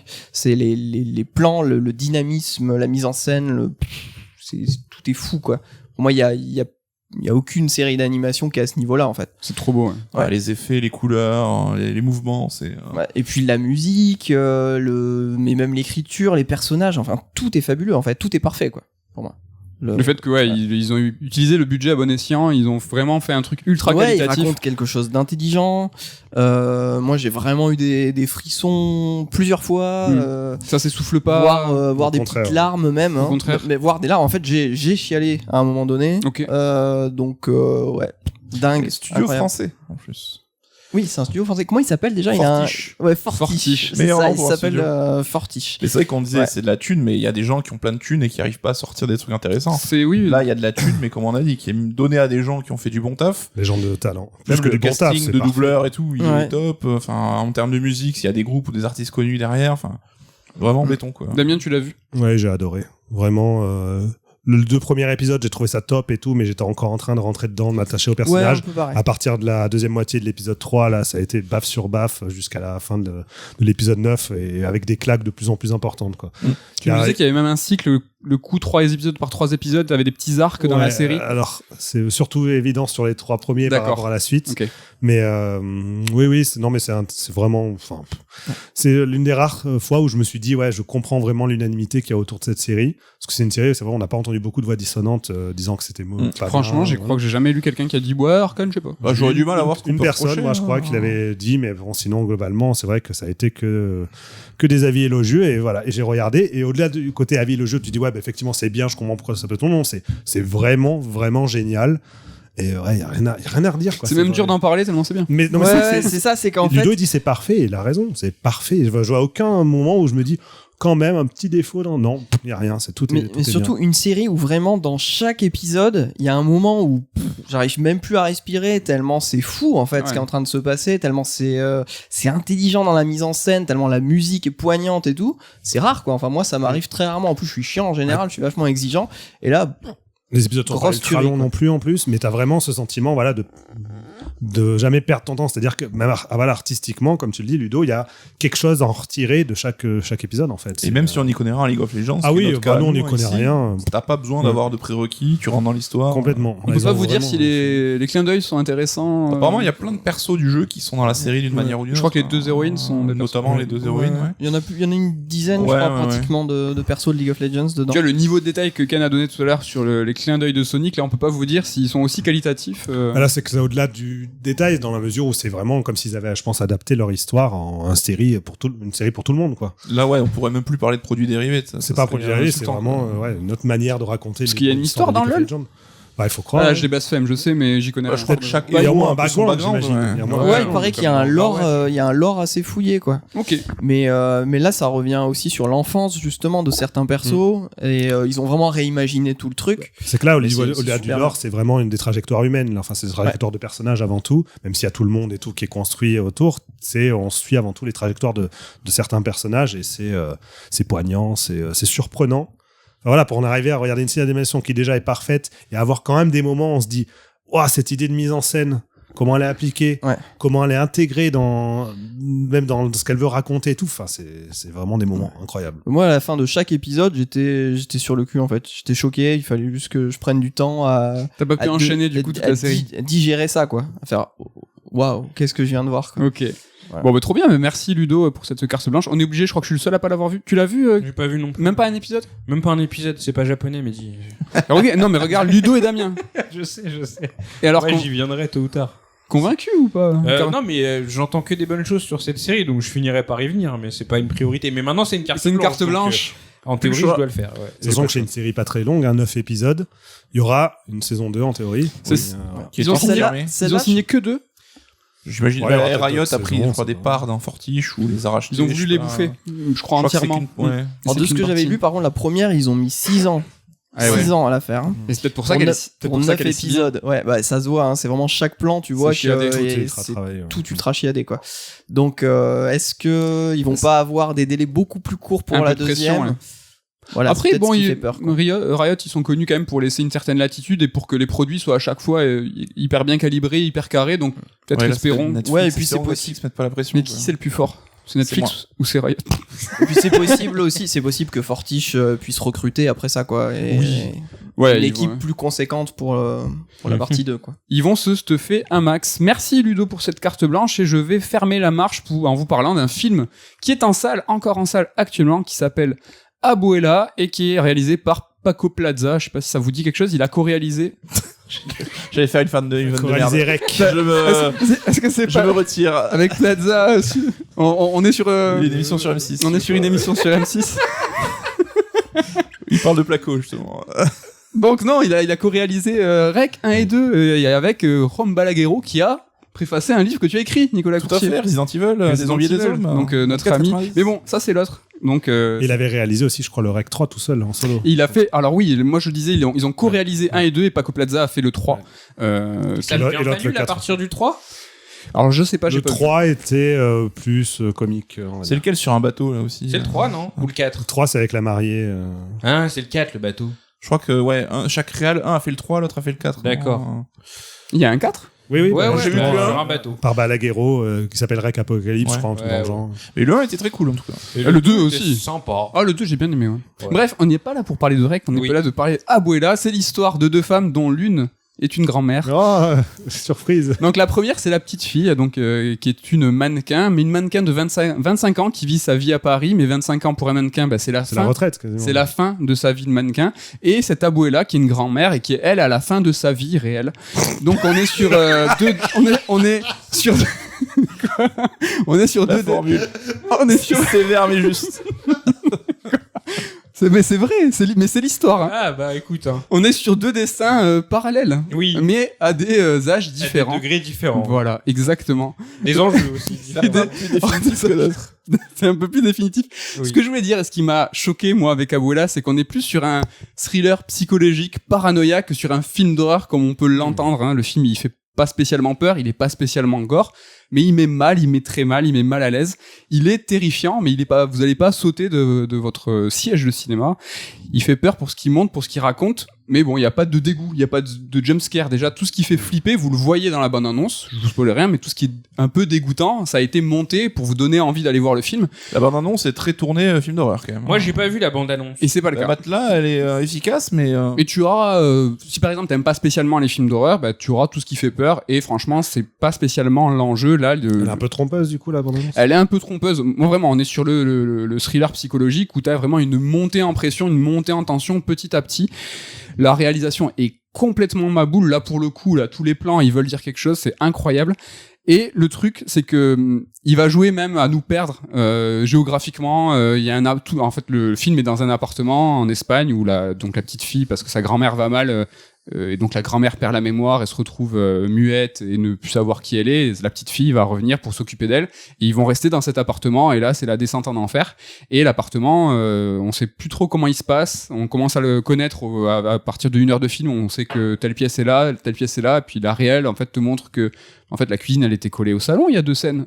Tu sais pas pourquoi. Et en fait, tu commences à vivre ce que le personnage vit aussi, la perte, la désorientation. Ça, c'est vraiment incroyable. Ce que j'ai vachement aimé aussi, c'est que le choix de l'héroïne, les choix de l'héroïne sont cohérents. Je sais pas si ça vous fait ça quand vous regardez un film d'horreur.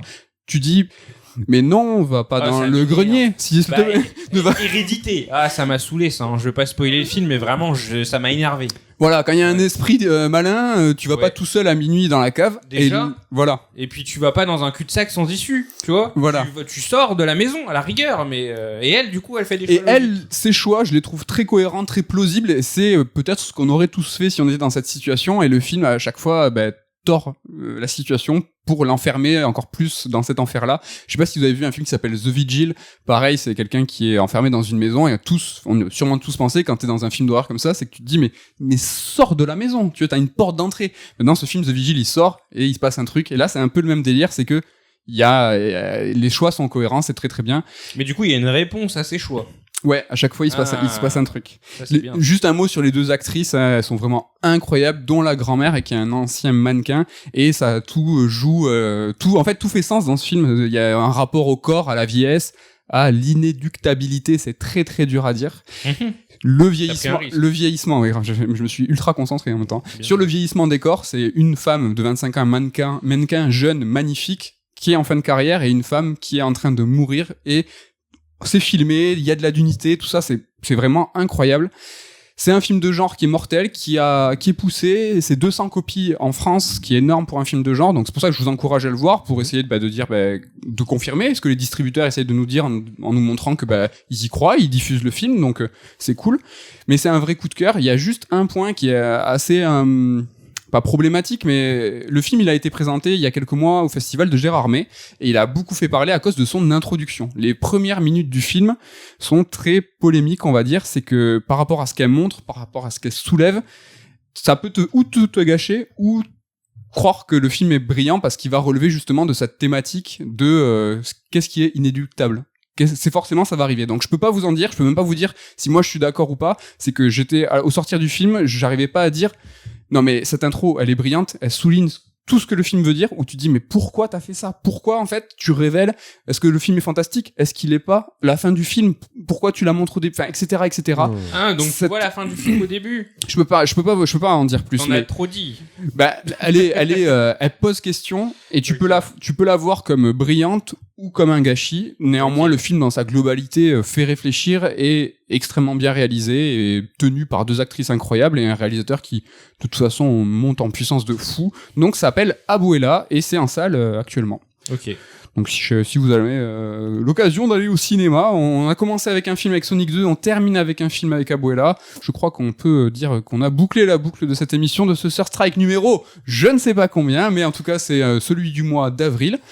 Merci Nico, merci Ludo, merci Ken, merci Damien. Merci à toi. Merci. On se Diel dit... Kalafi, je suis tendant entier, vous faites parler Damien. Merci Damien Méchery. Merci à tous, on vous remercie de nous suivre toujours plus. On a plein d'émissions qui vont arriver. On enregistre, Nico, tu es sur un marathon là, c'est pour ça. C'est ça, je suis à 42 km. Mais il est chaud de l'humour. T'as vu ça? Il n'en peut plus, mais tu enregistres beaucoup de podcasts, on vous réserve plein de surprises, des EX, des sœurs d'émissions, des raids alert, il y a de tout, ça arrive. Et les livres, toujours plus de bouquins tous les mois. Et abonnez-vous à nos réseaux et tout. On le dit jamais, mais bon, vous faites pas, donc on le dit. Abonnez-vous au YouTube et au Twitter et tout ça, ça fait plaisir. Ouais. Merci à tous et on vous dit à très bientôt. À bientôt. À Bye. plus.